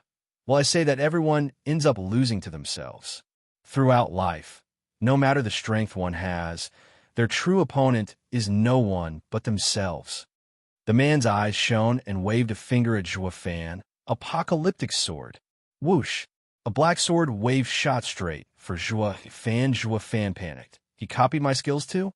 The apocalyptic sword art only came to be from the insights in the other 5 sword arts. He only just grasped it. Even if the other was at sword sovereign's level, even he would need time to learn it. This was impossible. One sword is built on their insights. How can... He had no time to answer all these questions, for the deadly wave was upon him. He extended 2 fingers and retaliated with the apocalyptic sword art as well. Bam. The deadly attacks rumbled the world around them on contact, making the sea boil. Fan stagger back twice, while the other stood still. "How is that possible?" Fan gasped. "Isn't his strength the same as mine? Why did he win that exchange?" The man snickered. "They say you know yourself best, but you're the most oblivious of yourself as well." Fan, do you still think you can win?" Fan grew grave, his eyes cautious. His arts were copied, his strength too. But what was worse, he knew him better than himself. Winning won't be easy. Fan found his greatest opponent. Whoosh. The copycat vanished. Appearing behind him, Fan was nervous, for the copycat had a golden halo in his right eye, even the divine eye of the void. The glow turned into 2 rings, while the left eye flared with a black thunder flame. "Curses, it's my thunder flame, void annihilation." Fan was soaked in sweat, his heart racing. He never thought he'd see the day that his invincible skill would be set on him. The copycat snickered, showing the same cruel gaze he himself used on his enemies. You're tuning in to the Warrior Lore YouTube channel. Don't forget to subscribe and join us on this journey to catch the most captivating stories.